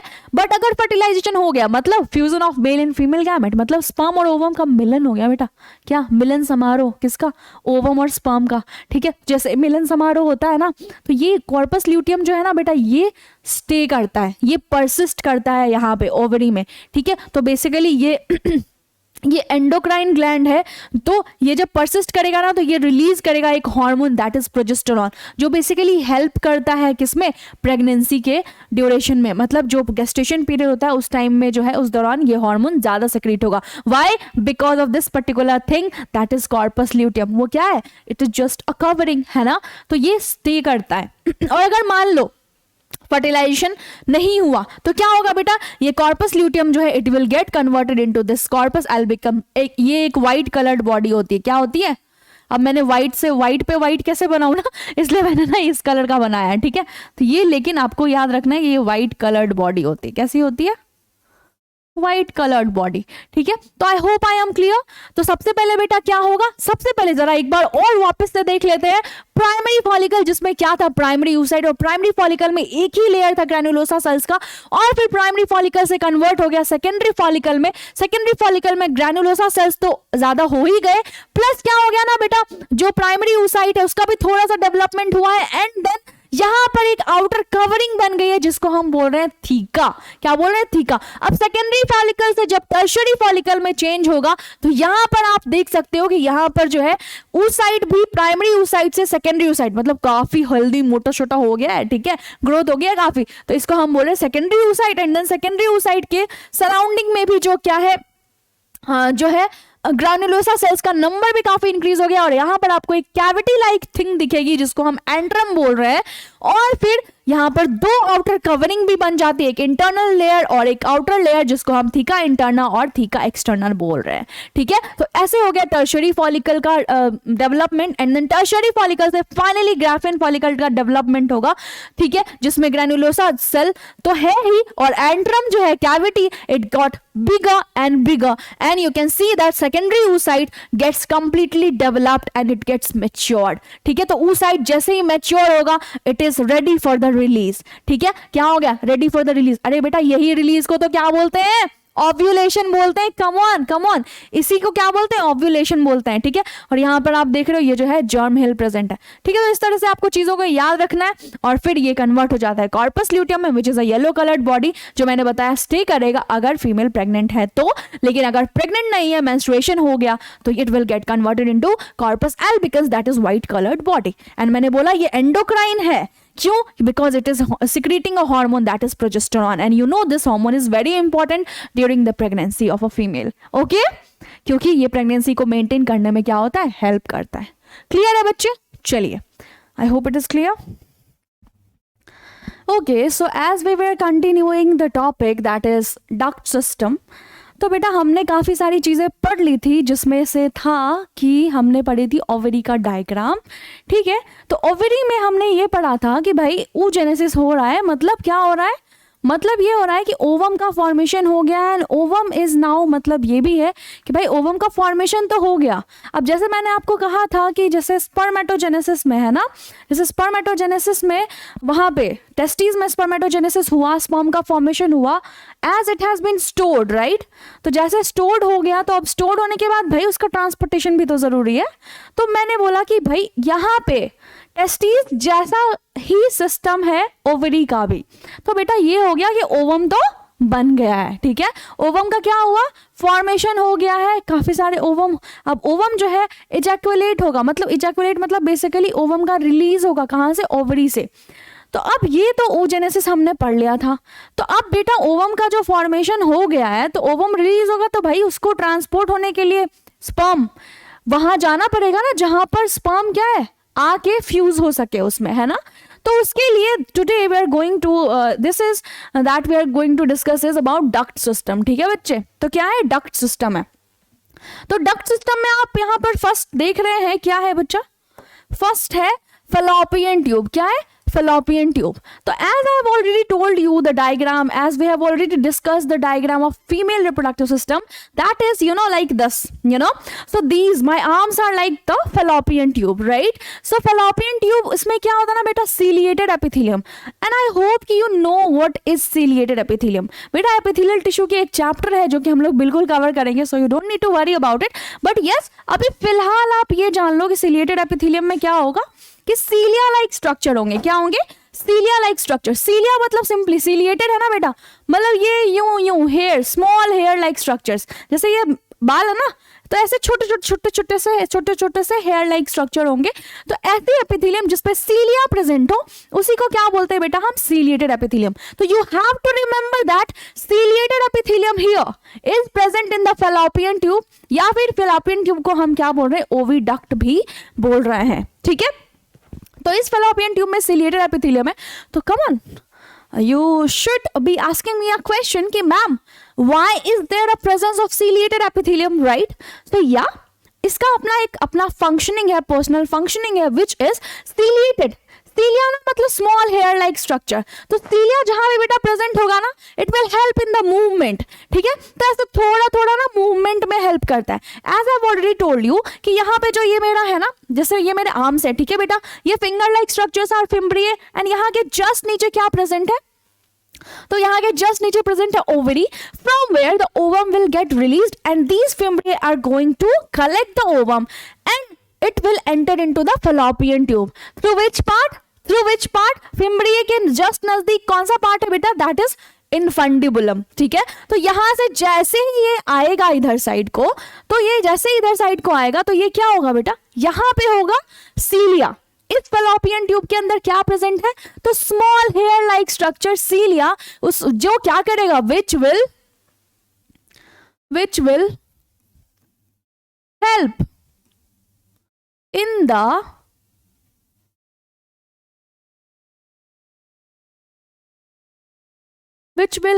in the movement of ovum, ठीक है बेटा। तो ओवम की मूवमेंट में तो हेल्प करेगा ही, ठीक है। ये पूरा फैलोपियन ट्यूब में सिलिएटेड एपिथेलियम का स्ट्रक्चर है, तो ओवम में तो हेल्प करेगा ही ओवम के मूवमेंट में। सेकंड थिंग, अगर बेटा इफ फर्टिलाइजेशन अकर्स, ठीक है, अगर ओवम से फ्यूज हो गया स्पर्म, तो अब जो ओवम से फ्यूज होने के बाद स्पर्म, ओवम और स्पर्म का जो फ्यूजन हो जाता है, तो that process is known as fertilisation. और फर्टिलाइजेशन के बाद क्या फॉर्म होता है बच्चे, जाइगोट, ठीक है। तो जाइगोट के मूवमेंट में भी क्या करेगा ये ciliated epithelium, it will help. तो this is basically the duct system, ठीक है। और अगर यहाँ पे स्पर्म आया ओवम से मिलने के लिए, तो उस टाइम पे भी क्या करेगा, हेल्प करेगा स्पर्म को क्या पहुंचाने में, कहां तक बेटा, ओवम के पास, ठीक है। तो I hope it is clear. As we have already told you that ampulla क्या है, it is simply a burst part. क्या है बच्चे, एक बर्स्ड पार्ट है, थोड़ा फुला हुआ सा पार्ट है, जिसको क्या बोलते हैं, main site. It is basically the main site of fertilisation, ठीक है। मेन साइट है बेटा, मेन साइट किस चीज का, for the sperm and ovum का fusion, for the fusion of ovum and sperm. Now the duct is, देखो बेटा एम्प्यूला तो मैंने क्या बोला जाइगोट का फॉर्मेशन कहाँ होगा बेटा, यहीं पे तो होगा। मेजर तो यहाँ पे मेन साइट है जिसको मेजर साइट, और यहीं पे क्या होगा बच्चे, फॉर्मेशन ऑफ जाइगोट। अगर फर्टिलाइजेशन हो रहा है मतलब क्या हो रहा है, जाइगोट का फॉर्मेशन हो रहा है, ठीक है। फिर आता है अपना यूट्रस। यूट्रस में जो है जब जैसे ही जाइगोट का फॉर्मेशन हो गया, क्या है, जाइगोट का फॉर्मेशन हो गया, तो इसका क्या होगा बेटा, माइटोसिस होगा। क्या होगा यहाँ पे, माइटोसिस वाला प्रोसेस स्टार्ट हो जाएगा। अब माइटोटिक डिवीजन की वजह से ये जो है zygote it will get converted into blastocyst. क्या हो जाएगा ये, it will get converted into blastocyst, that is 32 celled stage, ठीक है। Blastocyst that is 32 cell stage. तो ये माइटोसिस में ब्लास्टोसिस्ट का फॉर्मेशन होगा और 32 सेल स्टेज। तो बेटा आपको मैंने बताया था जैसे ही ब्लास्टोसिस्ट का फॉर्मेशन हो गया, ब्लास्टोसिस्ट का फॉर्मेशन होने के बाद वो जो ब्लास्टोसिस्ट है ये कहाँ पे मूव कर जाता है, ये मूव कर जाता है यूट्रस में। अब यूट्रस में जैसे ही मूव किया ना, तो यूट्रस में मूव करने के बाद इसका होगा अटैचमेंट। क्या होगा, it will get attached to the wall of the uterus and this process is known as implantation. ये कोई नई चीज नहीं है, हमने ऑलरेडी ये कवर किया हुआ है और मैंने कई बार आपको रिवाइज कराया हुआ है, ठीक है। तो एक बार हम वापस से यूट्रस का, जो कि मैंने ऑलरेडी कवर किया है, but then again we are going to cover the whole thing once again. एक बार रिवाइज कर लेते हैं, है ना। जितने ज्यादा रिवाइज करेंगे, जितने ज्यादा रिवीजन करेंगे उतना ज्यादा बेटर होगा हमारे लिए, ठीक है। तो एंडोमेट्रियम, तो बेटा एंडोमेट्रियम यहाँ पे 3 लेयर है। क्या है, यूट्रस का 3 लेयर है, ठीक है। तो जिसको फर्स्ट को हम बोल रहे हैं एंडोमेट्रियम, जो कि मैंने बोला था सबसे inner most lining, inner most wall जो है यूट्रस का, उसी को क्या बोल रहे हैं, endometrium, which will go through some cyclic changes. जो कि क्या होता है, मैंने बोला मेंस्ट्रुएशन। ये कितने दिनों का हो रहा है बेटा menstruation, menstruation is happening for 28 days, है ना। ये है ना 28 डेज सेल साइकिल, ठीक है। तो 28 डेज का साइकिल होता है जिसको हम मेंस्ट्रुएशन बोलते हैं। तो एंडोमेट्रियम में ही मैंने आपको बोला था कि वहां पे ब्लड लाइनिंग का फॉर्मेशन हो जाता है ड्यूरिंग मेंस्ट्रुएशन, एंड फिर वही अगर फर्टिलाइजेशन हो गया तब तो नहीं होती है ब्लीडिंग, पर अगर फर्टिलाइजेशन नहीं हुआ तो क्या होगा बेटा, उस ब्लड लाइन का क्या होगा, मतलब कि वो ब्लीडिंग फेज के थ्रू, ब्लड के थ्रू बाहर आएगा थ्रू द वेजाइना, ठीक है। Now the second is myometrium. क्या है बेटा, second part is myometrium which is made up of smooth muscle, ठीक है, जो कि विच help in the delivery. Delivery में कैसे, तो डिलीवरी में कैसे हेल्प करता है, बाय विगरस कॉन्ट्रैक्शन। तो इस मसल का बेटा क्या होता है, विगरस कॉन्ट्रैक्शन होता है, ठीक है। एंड फिर देन हियर कम्स पेरीमेट्रियम, जो कि which helps in the protection. सबसे आउटर लेयर है बेटा, आउटर कवरिंग है, तो obviously it will help in the protection. Now let's move to the next slide. तो आई होप कि डक्ट सिस्टम आपके लिए क्लियर हो गया होगा, है ना। चलिए आगे बढ़ते हैं। So now today we are going to we are also going to cover this particular thing, that is external genitalia, and this external genitalia is of a female. किसका है बेटा, ये फीमेल का एक्सटर्नल जेनाइटेलिया है, ठीक है। तो बेटा अगर हम फीमेल की एक्सटर्नल जेनाइटेलिया की बात करें तो it is not present extra abdominally, it is not present extra abdominally, ठीक है। तो ये जो है बॉडी के अंदर ही रहता है, and this part is known as vulva. इसको क्या बोलते हैं बेटा, वल्वा बोलते हैं, ठीक है। इस पूरे ऑल ओवर पार्ट को वल्वा बोलते हैं। अब जल्दी से हम इसको फटाफट से देख लेते हैं कि भाई इसमें क्या क्या चीजें हैं जो अपने को देखनी है। देखो बेटा यहाँ पे ये आपको दिख रहा है, ये वाला स्ट्रक्चर दिख रहा है, which is basically known as mons pubis, which contain pubic hairs as well as a fatty fold of skin. यहाँ पे क्या होता है बेटा, फैटी फोल्ड ऑफ स्किन होता है, ठीक है। और क्या होता है, एंड प्यूबिक हेयर, ठीक है। क्या होता है यहाँ पे बेटा, एंड प्यूबिक हेयर भी होता है यहाँ पे, ठीक है। अब देखिए उसके बाद जो सेकेंड पार्ट है यहाँ पे है क्लिटोरिस। क्या है, clitoris which is basically homologous. ये काफी सिमिलर है, जो मेल में पीनिस होता है ना उसके काफी सिमिलर स्ट्रक्चर है, that is known as clitoris, ठीक है। अब यहाँ पर आप देख रहे होंगे कि यहाँ पर ना, यहाँ पे ऐसा करके, तो यहाँ पे ना बेटा दो फोल्ड्स ऑफ स्किन होते हैं। क्या होते हैं? दो फोल्ड्स ऑफ स्किन। तो फर्स्ट फोल्ड जो है ना उसको हम क्या बोलते हैं? Labia majora. ठीक है, तो फर्स्ट फोल्ड ऑफ स्किन जो होती है उसको बोलते हैं लेबिया मेजोरा। एंड देन फिर inner fold, once again the second fold is, तो इनर फोल्ड ऑफ स्किन जो होती है उसको बोलते हैं लेबिया माइनोरा। ठीक है बेटा, तो इनर फोल्ड ऑफ स्किन जो होती है उसको बोलते हैं labia minora. And then here in between, इस लेबिया माइनोरा के अंदर जो आप यहाँ पे देख रहे हो, वहां पे क्या है? आप देख रहे हो यहाँ पे दो जो है दो पाथवे है, जिसमें से फर्स्ट पाथवे है दैट इज यूरेथ्रल मेटस। तो यूरेथ्रल मेटस मतलब सिंपली है बेटा, it is the urethral opening. क्या है ये क्या है बच्चे? ये है यूरेथ्रल ओपनिंग। ठीक है, तो यूरेथ्रल ओपनिंग है मतलब इट विल हेल्प इन, ये किसके लिए काम आएगा? इसका फंक्शन है यूरिनेशन में। ठीक है, इसका फंक्शन किस चीज में है बेटा? यूरिनेशन में। ठीक है, फिर आता है आपका यहाँ पे second opening that is known as vaginal orifice, जिसको हम वेजाइना भी बोलते हैं। ठीक है, ये क्या है? वेजाइना भी बोलते हैं। जिसका फंक्शनिंग क्या है? तो इसकी फंक्शनिंग जो है बेटा किसके लिए है? कोइटस। ठीक है, ठीक है, तो कोइटस इंटरप्टस के लिए यूज होता है ये, और प्लस कोइटस एंड डिलीवरी, किस चीज के लिए? And the delivery of a child. तो अगर बेटा नॉर्मल डिलीवरी हुई तो वो इसी रास्ते से, इसी पाथवे से जो है नॉर्मल डिलीवरी होती है एक बेबी की। ठीक है बेटा, अब ये जो वेजाइनल ओरिफिस है ना, it is covered with it is covered with a net like structure. कैसा होता है बेटा? एक नेट लाइक स्ट्रक्चर प्रेजेंट होता है। क्या होता है?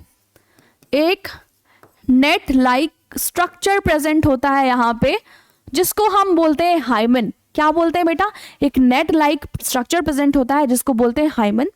देखो पहले के जमाने में ये एंसेस्टर्स जो है हमारे, वो they used to believe that it is a sign of virginity. क्या बोलते हैं? इसको बोला जाता था, ऐसा बिलीव था कि ये साइन ऑफ वर्जिनिटी है, बट ऐसा कुछ नहीं है बेटा। ठीक है, ऐसा बिल्कुल भी नहीं है, because nowadays female they are going through vigorous exercises or they are मतलब participating a lot of sports। तो क्या होता है ना, तो ये जो, तो ऐसा कहते थे कि हाइमन जो है, अगर किसी का भी किसी फीमेल का फर्स्ट कोइटस है तो उसकी वजह से वहां पे क्या होगा? हाइमन जो है वो रप्चर हो जाता है। क्या हो जाता है? नेट लाइक स्ट्रक्चर है एंड इट गेट्स, तो ये क्या होता है ना बेटा? It gets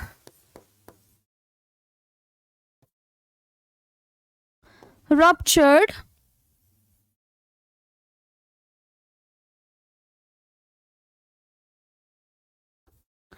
during first sexual intercourse,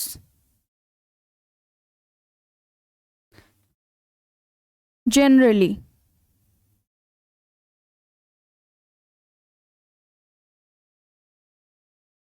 and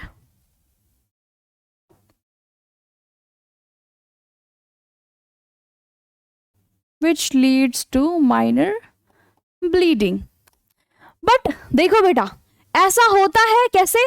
generally. क्या होता है बेटा? जनरली ऐसा हो सकता है, बट ऐसा कुछ नहीं है कि ऐसा हर एक फीमेल में हो। तो ऐसा क्यों नहीं हो सकता है? बिकॉज रीजन ये है बेटा कि आजकल फीमेल जो है काफी स्पोर्ट्स और काफी सारी चीजों में जो है पार्टिसिपेट करती है। So this is not a sign of virginity. ये एक बिलीफ था। ये क्या था बच्चे? ये एक बिलीफ है, ये बस एक बिलीफ है। ये क्या है ना?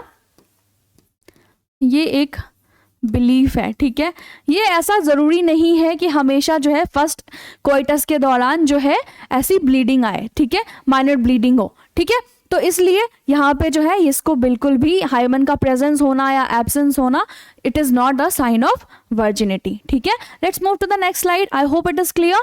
तो एक बार फिर से रिवाइज कर लेते हैं। जो फैटी फोल्ड ऑफ स्किन है which is known as mons pubis, and then clitoris which is homologous to the penis of a mail.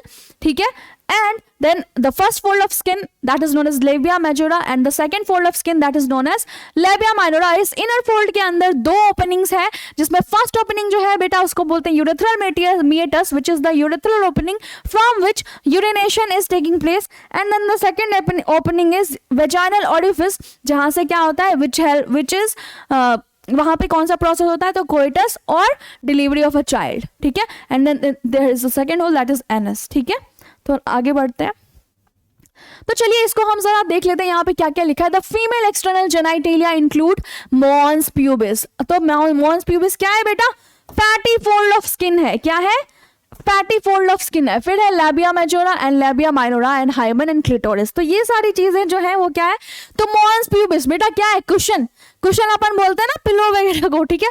तो कुशन ऑफ फैटी, क्योंकि यहाँ पे फैटी फोल्ड ऑफ स्किन है, cushion of fatty tissue covered by skin and pubic hair. तो labia majora जो है वो क्या है बेटा? फ्लैशी फोल्ड्स ऑफ टिश्यू है। Fleshy fold of tissue basically first fold है which extend down from the mons pubis and surround the vaginal opening. The labia minora are paired folds of tissue. क्या है बेटा? paired fold of tissue under the labia majora, ठीक है? तो ये second opening है। The opening of the vagina is often covered partially by a membrane. partially बेटा covered होता है, क्या होता है ये? जिसको बोलते हैं हाइमन। तो क्लिटोरिस, और क्लिटोरिस जो है वो एक टाइनी फिंगर लाइक स्ट्रक्चर है which lies at the upper junction of the two labia minora above the urethral opening. तो मैंने आपको दिखाया क्लिटोरिस कहाँ प्रेजेंट है, एक बार फिर से देख लें। तो क्लिटोरिस कहाँ प्रेजेंट है बेटा? आप देख रहे हो यहाँ पे ये वाला जो पार्ट है ना, दिस इज क्लिटोरिस, ठीक है? Which is homologous to the penis of a male, ठीक है बेटा? तो आप देखो which lies at the upper junction of the two labia minora above the urethral opening. अब जो है the hymen is often torn. देखो जनरली ये क्या होता है बेटा? फर्स्ट क्वाइटस के टाइम जो है हो जाता है टॉर्न, ठीक है? तो however it can also be broken, लेकिन ऐसा जरूरी नहीं है कि every time it should happen, ठीक है? क्योंकि ये it can also be broken by a sudden fall or jolt, insertion of a vaginal tampon. देखो vaginal tampon which is basically used during menstrual cycle in females, ठीक है?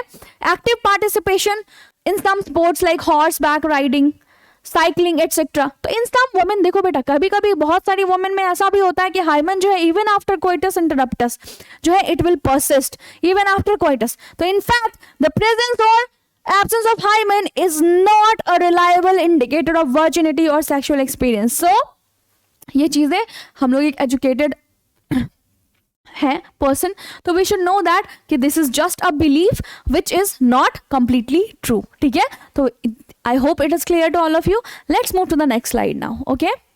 So here, now the next topic that we're going to cover is about mammary gland, okay? So mammary gland which is basically present in one pair में present है बेटा, both male and female में present होता है, but only functional in developed and functional in female, सिर्फ developed और functional female में होगा। और obviously mammary gland क्या है ना, एक mammal का structure है। कैसा है? ये जितने भी मैमल्स होते हैं मैमल में ये स्ट्रक्चर आपको मिलेगा। तो मैमेलियन फीमेल जो है वो बेसिकली मैमल्स को इसीलिए बोला जाता है क्योंकि ये give birth to young ones and they produce milk for what? For the nourishment of the child, बच्चे, फॉर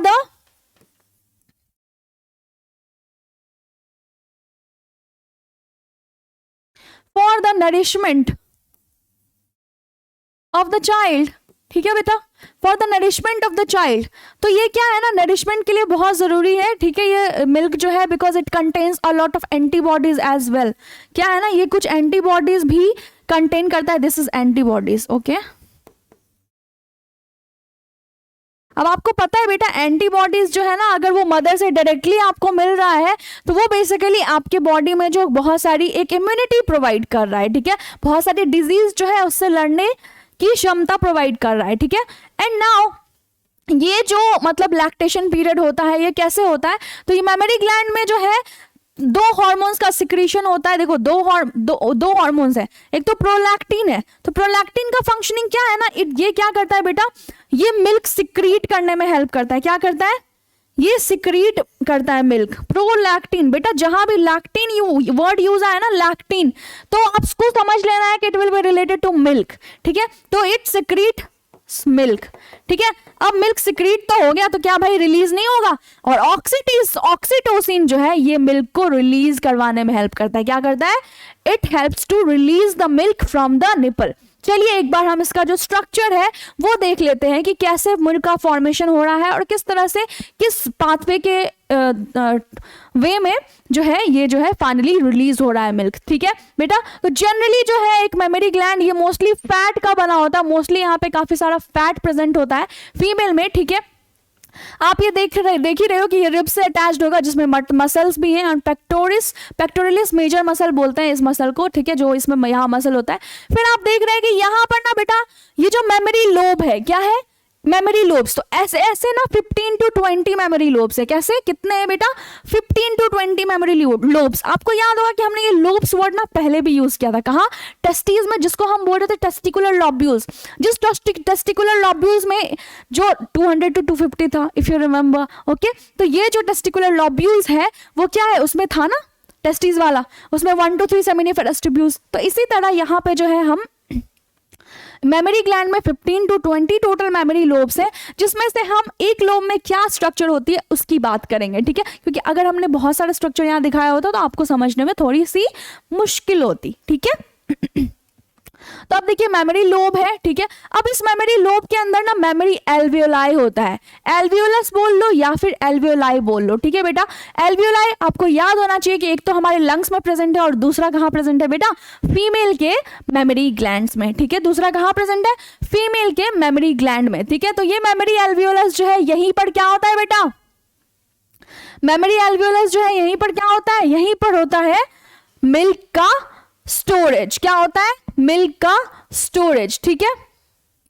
यहीं पे मिल्क का फॉर्मेशन हो रहा है और फिर यहाँ पे स्टोर हो रहा है मिल्क, ठीक है। फिर आया मेमोरी डक्ट, जहां से क्या हो रहा है, डक्ट है बेटा। डक्ट मतलब ही हो रहा है पाथवे है। अब ट्रांसपोर्टेशन होगा तो मिल्क जो है एल्वियोलस से ट्रांसपोर्ट कैसे होगा, तो थ्रू मेमोरी डक्ट। और फिर एम्प्यूला जो है, it is basically ampulla. Ampulla एक और जगह पढ़ा ना, एम्प्यूला एक और जगह कहाँ पढ़ा, तो फैलोपियन ट्यूब का जो बल्ज्ड स्ट्रक्चर था, है ना। तो ऐसे ही यहाँ पे भी एम्प्यूला प्रेजेंट है, जो कि एक बल्ज्ड स्ट्रक्चर है, ठीक है।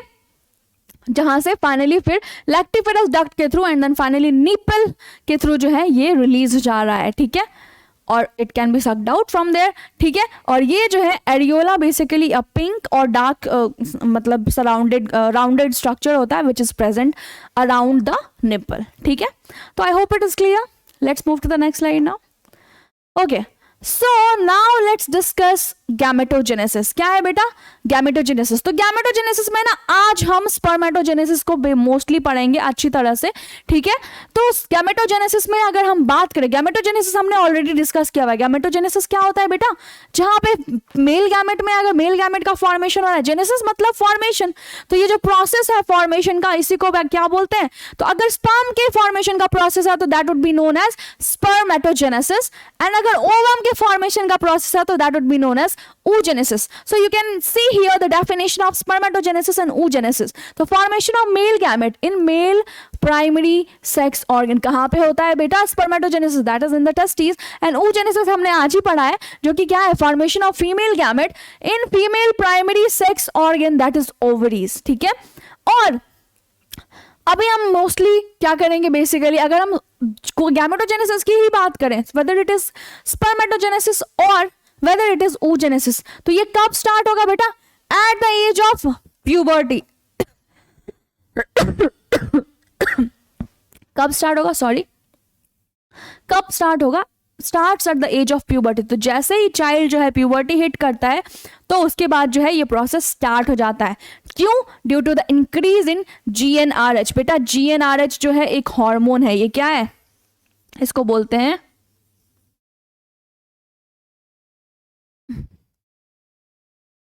गोनाडोट्रोपिन रिलीजिंग हार्मोन, ठीक है बेटा। तो अभी जब से भी मैं GnRH बोलूंगी तो आपको समझ लेना चाहिए कि इसको क्या है बोलते हैं, इसका फुल फॉर्म क्या है, गोनाडोट्रोपिन रिलीजिंग हार्मोन। अरे बेटा ऐसे थोड़ी ना नाम हुआ है, गोनाड्स, गोनाड आ रहा है यहाँ पे वर्ड गोनाड्स। और गोनाड्स पता है अगर हम मेल में बात करें तो उसको टेस्टिस बोलते हैं, और टेस्टिस में क्या होता है, स्पर्मेटोजेनेसिस, ठीक है। तो अगर GnRH रिलीज नहीं हुआ तो स्पर्मेटोजेनेसिस तो स्टार्ट ही नहीं होगा कभी, ठीक है। तो स्टार्ट्स एट द प्यूबर्टी, क्योंकि GnRH जो है उसका अमाउंट इंक्रीज जाता है, ठीक है। Now let's move to the next slide. I hope it is clear. हाँ, एक बार थोड़ा हम फंक्शनल मेमोरी ग्लैंड का क्या था जो हमने अभी कवर किया था उसकी NCERT, क्योंकि भाई हम तो NCERT कवर करने वाले हैं, छोड़ने वाली नहीं हूं मैं, ठीक है। तो चलिए इसको जरा देख ले। तो functional mammary gland is characterized of all female mammals. जितने भी फीमेल मैमल्स है सब में फंक्शनल मेमोरी ग्लैंड होता है, you have to remember this, and we human beings are also mammals, okay. The mammary glands are paired structures. कैसा है बेटा, जिसको नॉर्मल लैंग्वेज में ब्रेस्ट भी बोलते हैं, दैट कंटेन ग्लैंडुलर। ग्लैंडुलर मतलब ही हो गया बेटा it is gonna secrete something, क्या होगा, सिक्रीट समथिंग। तो बेटा अगर मेमोरी ग्लैंड की बात करें तो क्या सिक्रीट करेगा, इट विल सिक्रीट मिल्क, ठीक है। और जो कि मैंने बताया था प्रोलैक्टिन एक हार्मोन है जिसकी वजह से हो रहा है, ठीक है। And variable amount of fat, the glandular tissue of each breast is divided into कितना बेटा 15 to 20 मेमोरी लोब्स, जो कि कंटेन करता है क्लस्टर ऑफ सेल्स जिसको क्या बोलते हैं बेटा एल्वियोलाई, ठीक है। द सेल्स ऑफ एल्वियोलाई, यहीं पे ये जो एल्वियोलाई है ये सिक्रीट कर रहा है मिल्क और वहां पे स्टोर हो रहा है इन द कैविटीज, किसमें, तो lumen of alveoli, again the word lumen came, I hope you remember. Simple है बेटा, जहां पे बीच में होल ऐसे स्पेस हो उसी को हम क्या बोलते हैं, ल्यूमेन। तो ल्यूमेन ऑफ एल्वियोलाई में क्या होगा, ये स्टोर होगा, the alveoli open into mammary tubules, अब ये एल्वियोलाई जो है मेमोरी ट्यूब्यूल्स में ओपन होगा, and the tubules of each lobe join to form a mammary duct. दो ये जो ट्यूब्यूल्स है ईच लोब का वो क्या करता है, मेमोरी डक्ट फॉर्म करेगा, and several mammary ducts join to form a wider mammary ampulla, जो कि मैंने आपको बोला था एम्प्यूला जैसे भी वर्ड आए तो ये क्या है, एक सोलन स्ट्रक्चर है, क्या है बेटा,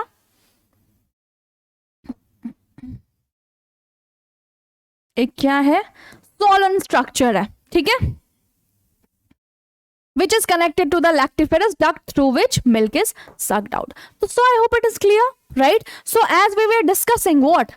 We were discussing gametogenesis and we have already started spermatogenesis. तो जरा हम देख लेते हैं spermatogenesis में exactly होता क्या है। देखो बेटा ये डायग्राम आपके लिए नया नहीं है, मैंने काफी अच्छे से आपको जो है ये NCERT में गिवन है डायग्राम, जो कि मैंने आपको ऑलरेडी बना के दिखाया हुआ है, तो आपको ये चीजें अभी रिकॉल होनी चाहिए जब भी मैं पढ़ा रही हूँ, बिकॉज लास्ट लेक्चर में हमने ऑलरेडी ये कवर किया हुआ है, ठीक है। तो लेट्स सी, देखो बेटा ये आप देख रहे हो यहाँ पे डायग्राम, आप डायग्राम देख रहे हो, ये क्या है बेटा, ये क्या है, ये डायग्राम है सेक्शनल व्यू का सेमिनिफेरस ट्यूब्यूल्स का। हम तो सेमिनिफेरस ट्यूब्यूल का डायग्राम बना रहे हैं, जो यहाँ पे एक एपिथेलियम है और जिससे कनेक्टेड है क्या, स्पर्मेटोगोनियम। स्पर्मेटोगोनियम को बेटा हम सिंगल स्पर्मेटोगोनियम को, मतलब एक स्पर्मेटोगोनिया जो है उसको बोलते हैं स्पर्मेटोगोनियम, ठीक है, और इसको मेल जर्म सेल्स भी बोलते हैं, ठीक है, जो क्या है यहाँ पे प्रेजेंट है। और इसका क्या होगा बेटा, कंटिन्यूअस डिवीजन। और आपको याद होना चाहिए कि यहाँ पे कौन सा टाइप का सेल डिवीजन होता है, तो यहाँ पे होता है,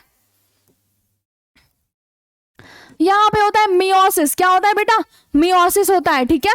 तो ये जो है स्पर्मेटोगोनियम, और यहाँ पे मैंने बताया था आपको कि सर्टोली सेल्स है, जिसको हमने क्या कहा था, माँ, क्या कहा था, माँ, ठीक है।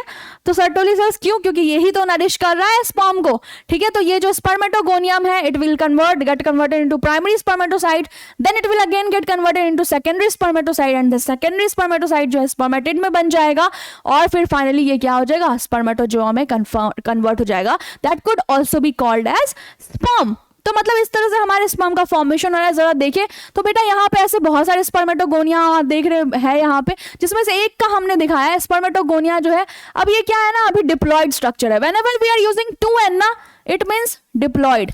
क्या होता है बेटा, डिप्लॉयड, मतलब अगर हम ह्यूमन बींग्स की बात करें तो इसमें क्रोमोसोम का नंबर कितना होगा, 46, ठीक है। तो यहाँ पर जो है स्पर्मेटोगोनिया और प्राइमरी स्पर्मेटोसाइट, उसके बाद क्या हुआ, फर्स्ट जो डिवीजन हुआ उसके बाद क्या हुआ, प्राइमरी, ये ग्रोथ हुई तो प्राइमरी स्पर्मेटोसाइट में कन्वर्ट हो गया, जो कि अगेन अभी भी क्या है, 2n में है। क्या है बेटा, ये 2n स्ट्रक्चर है, मतलब डिप्लॉयड स्ट्रक्चर है। अब जो बेटा डिवीजन हुआ ना, यहाँ पर क्या हो गया बेटा, यहाँ पर तो हो रहा है मियोसिस, हो रहा है ना मियोसिस, यहाँ पे क्या हो रहा है, मियोसिस हो रहा है, ठीक है। तो ये क्या हो जाएगा, मियोसिस हुआ और ये फिर यहाँ पे दो जो है डिवीजन हो गया। तो यहाँ पे आप बोल सकते हैं कि मियोसिस हुआ है, जिसमें क्या हो रहा है बेटा, क्रोमोसोम का नंबर हाफ हो रहा है। Can you see the daughter cells have n, these are haploid structure. तो बेटा आप बता सकते हो कि हैप्लॉइड स्ट्रक्चर में कितने क्रोमोसोम होंगे। तो अगर ह्यूमन बींग्स की बात करेंगे हम, तो half the number of chromosome हो गया है। तो अगर 46 था पेरेंट सेल में, तो डॉटर सेल्स में कितनी होंगी, 23। You have to remember this, okay. And then here दो सेल्स आ गए जो कि n हैप्लॉइड है, ठीक है, जिसको हम सेकेंडरी स्पर्मेटोसाइट भी बोलते हैं। अब जो बेटा सेल डिवीजन होगी ना, वो बेसिकली क्या होगी, वो इक्वल होगी। कैसी होगी, बिल्कुल जैसे माइटोसिस में होता है ना बेटी, इक्वेशनल सेल डिवीजन, तो उसी तरीके से इक्वेशनल सेल डिवीजन होगी। और यहाँ पे आप देख रहे हो कि दोनों सेल ने जो है 4 ऐसे तरह से मतलब जो है स्पर्म का फॉर्मेशन कर दिया है, ठीक है। तो secondary spermatocyte get converted into spermatid and spermatid gets converted into a complete finally sperm cell, that is spermatozoa. कुछ नहीं है बेटा, स्पर्मेटिड में मोस्टली क्या होता है, सारा फॉर्मेशन हो चुका है, बस यहाँ पे टेल का फॉर्मेशन नहीं हुआ था, जिसको तो इसलिए यहाँ पे टेल का फॉर्मेशन नहीं हुआ। अब फाइनली से स्पर्म सेल जो बन रहा है वहां पे टेल का फॉर्मेशन हो रहा है। और आपको पता है अभी हम स्ट्रक्चर ऑफ स्पर्म भी पढ़ने वाले हैं। तो ये जो स्पर्मेटिड से कन्वर्ट हो रहा है ना स्पर्म सेल, इसको क्या बोलते हैं, इस प्रोसेस को बोलते हैं spermiogenesis, which can be also called as spermateliosis. क्यों स्पर्माटिलोसिस क्यों बोल रहे हैं बेटा?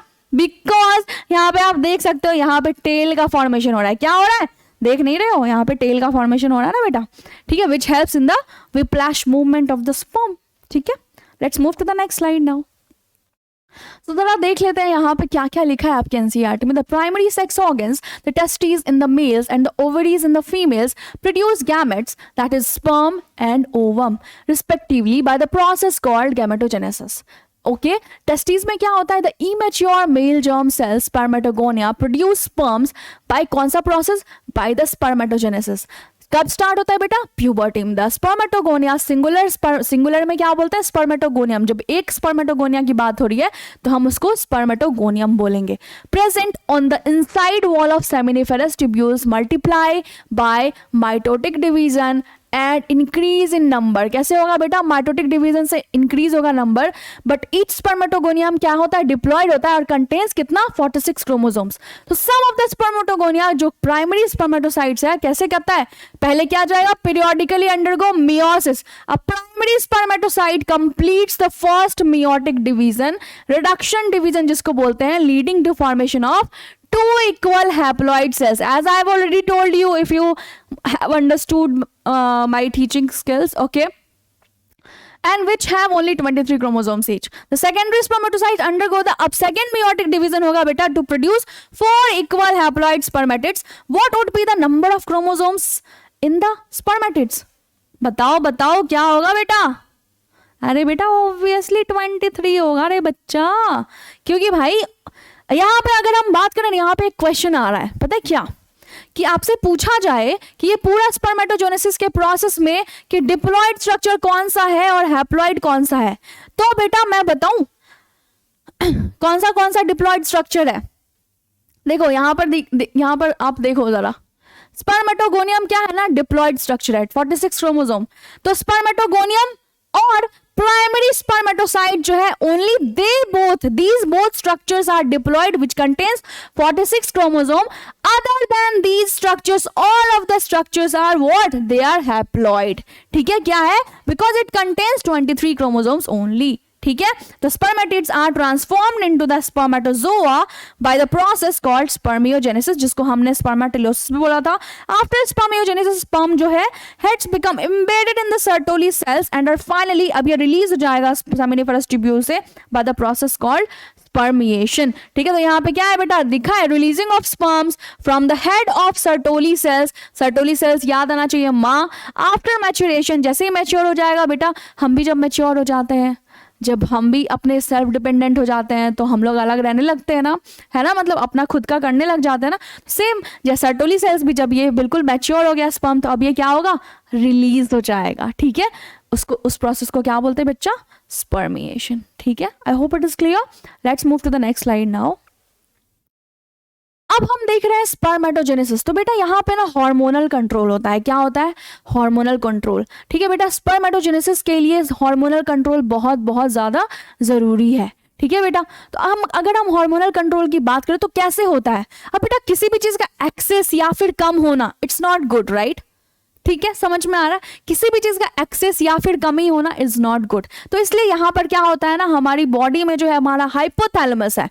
आपको पता है हाइपोथैलेमस को मास्टर ऑफ मास्टर ग्लैंड भी बोलते हैं। व्हाई, क्योंकि पिट्यूटरी ग्लैंड जो है, पिट्यूटरी ग्लैंड तो already it is known as master gland, है ना, और पिट्यूटरी ग्लैंड के भी ऊपर वाली कुर्सी पे बैठा हुआ है कौन, हाइपोथैलेमस। ठीक है, कौन बैठा हुआ है, हाइपोथैलेमस। तो भाई पिट्यूटरी ग्लैंड भी ना इसकी बात मानता है, तो ये पिट्यूटरी ग्लैंड का भी मास्टर है कौन, हाइपोथैलेमस। ठीक है, तो इट रिलीजेस GnRH, और आपको याद होना चाहिए कि GnRH मैंने बोला था, जब भी मैं बात करूंगी GnRH की, तो ये क्या है, गोनाडोट्रोपिन रिलीजिंग हार्मोन। ठीक है, अब यहाँ पे ये क्या कंटेन करेगा, FSH एंड LH। FSH का फुल फॉर्म क्या होता है बेटा, फॉलिकल स्टिमुलेटिंग हार्मोन। क्या होता है, फॉलिकल स्टिमुलेटिंग हार्मोन एंड फिर ल्यूटिनाइजिंग हार्मोन। आप टेंशन मत लो, ये हम लोग फिर कवर करेंगे, जब एंडोक्राइन चैप्टर अपन करते रहेंगे तो जरूर कवर करेंगे। ठीक है, तो FSH एंड LH। अब GnRH जो है वो रिलीज हो रहा है और एंटीरियर पिट्यूटरी को जो है क्या दे रहा है, इंफॉर्मेशन प्रोवाइड करा है। तो एंटीरियर पिट्यूटरी हाइपोथैलेमस से जीएनआरएच रिलीज हुआ और ये क्या हो रहा है, ये डायरेक्ट कर रहा है एंटीरियर पिट्यूटरी को। आपको पता होना चाहिए कि यहाँ पे ब्रेन में जो है एंटीरियर पिट्यूटरी भी होती है और क्या होती है, और क्या होती है, पोस्टीरियर पिट्यूटरी भी होती है। बट ये जो फंक्शन है ये कहाँ हो रहा है, जीएनआरएच जो है एंटीरियर पिट्यूटरी के पास जा रहा है, ठीक है, क्योंकि मैंने बोला पिट्यूटरी ग्लैंड का ही पार्ट है बेटा एंटीरियर पिट्यूटरी, ठीक है। तो यहां से क्या हो रहा है, एफएसएच रिलीज हो रहा है, ठीक है, और दूसरी ओर आप देख रहे हैं कि एलएच रिलीज हो रहा है, या फिर जिसको हम आईसीएसएच भी बोल रहे हैं। आईसीएसएच का फुल फॉर्म है इंटरस्टिशियल सेल स्टिमुलेटिंग हार्मोन, ठीक है। कुछ नहीं है बेटा, इंटरस्टिशियल सेल हमने पढ़ा है पहले भी। इंटरस्टिशियल सेल जो प्रेजेंट था कहां प्रेजेंट था बच्चे, कहां प्रेजेंट था, सेमिनिफेरस ट्यूब्यूल, 3 जो सेमिनिफेरस ट्यूब्यूल थे उसके बीच में जो स्पेस था वहां पे प्रेजेंट था ना इंटरस्टिशियल सेल। तो ये बहुत इंपॉर्टेंट रोल बेटा प्ले करता है, ठीक है, जो कि क्या रिलीज कर रहा है यहाँ पर, आईसीएसएच और एलएच इसको हम बोल रहे हैं। तो इसका रिसेप्टर जो है ये प्रेजेंट होता है लेडिक सेल पे। हमने बात की थी लेडिक सेल की, और लेडिक सेल की बात अगर हमने की है तो हमने ये भी कहा था उस वक्त कि यहाँ पर क्या हो रहा है, एंड्रोजेंस का सिक्रेशन हो रहा है। और आपको पता है कि एंड्रोजेंस ही बाद में जाके क्या बन जाता है बेटा, टेस्टोस्टेरोन बन जाता है। अब एंड्रोजन का सिक्रेशन होना बहुत जरूरी है, क्योंकि इसी की वजह से क्या होगा, स्पर्मेटोजेनेसिस प्रोसेस जो है इट इज गोना स्टार्ट, ठीक है। तो स्पर्मेटोजेनेसिस प्रोसेस स्टार्ट होने के लिए क्या होना चाहिए बेटा, एंड्रोजेंस का सिक्रेशन होना जरूरी है। किससे होता है ये, आईसीएसएच या एलएच से हो रहा है, ठीक है बेटा। तो अब होता क्या है बेटा, एंड्रोजन का सिक्रेशन तो हो गया, चलिए ठीक है, ठीक है। तो यहाँ पे एंड्रोजन का सिक्रेशन हो गया। अब चलिए एफएसएच पे जाते हैं, कहाँ, एफएसएच पे जाते हैं। तो एफएसएच क्या है, इसके रिसेप्टर कहाँ प्रेजेंट है बेटा, सर्टोली सेल्स पे। कहाँ प्रेजेंट है, सर्टोली सेल्स। सर्टोली सेल्स बस माँ है हमारी सर्टोली सेल्स, ठीक है। तो ये भी क्या करती है, सर्टोली सेल्स भी ऑब्वियसली, सर्टोली सेल्स का फंक्शनिंग क्या है, नरिशमेंट प्रोवाइड करना। सर्टोली सेल्स की फंक्शनिंग क्या है, नरिशमेंट प्रोवाइड करना। अब नरिशमेंट जब तक नहीं होगा बेटा तो स्पर्मेटोजेनेसिस तो सही तरीके से होगा नहीं, हेल्दी स्पर्म तो बनेंगे ही नहीं, ठीक है। तो नरिशमेंट जब तक प्रोवाइड नहीं होगा तो स्पर्मेटोजेनेसिस होगा नहीं। पर हाँ, अब ये भी क्या होता है ना, जब बहुत ज्यादा होने लग जाता है तो ये भी सर्टोली सेल्स क्या रिलीज करती है, एक हार्मोन। क्या रिलीज करती है, एक हार्मोन। क्या रिलीज कर रही है, एक हार्मोन रिलीज कर रही है जिसको बोल रहे इनहिबिन। क्या, inhibin.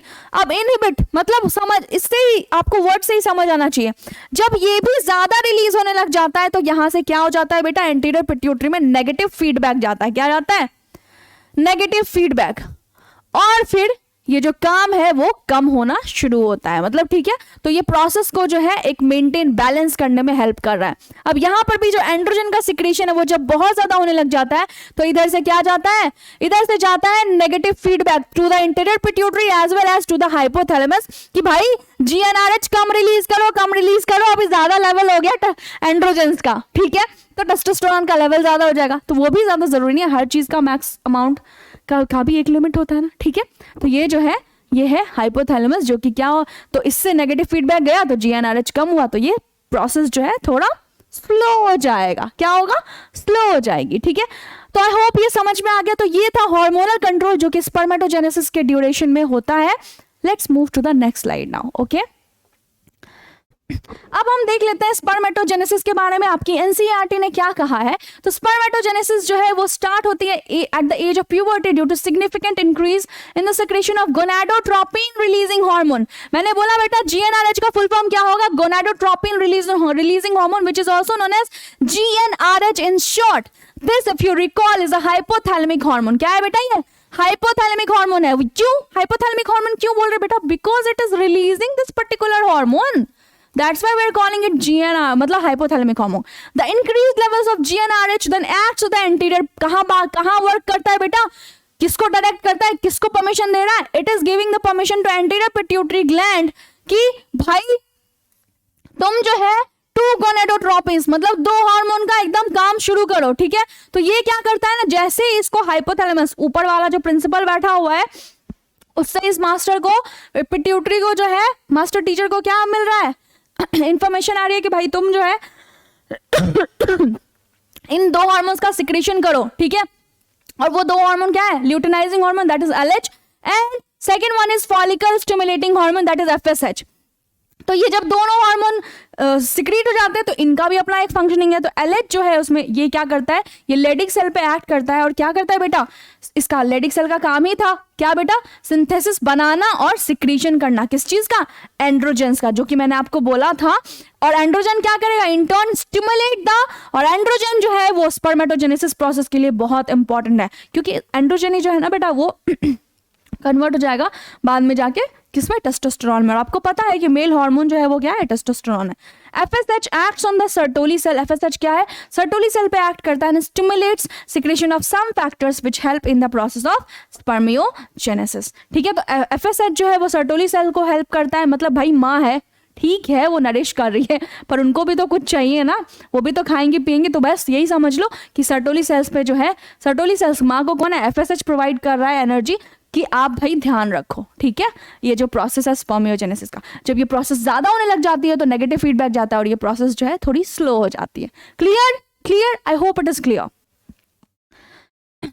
Let's move to the next slide and that is diagram of sperm which is very important. ठीक है, स्पर्म की अगर हम बात करें तो बेटा it is divided into 3 parts. First one is head, second one is neck and then third one is tail. ठीक है, आप देख रहे हैं हेड, नेक एंड टेल। ठीक है, तो अभी हम एक एक करके देखते हैं। अगर हम स्ट्रक्चर ऑफ स्पर्म देखें तो हेड में देख लो बेटा ये क्या है, प्लाज्मा मेम्ब्रेन है।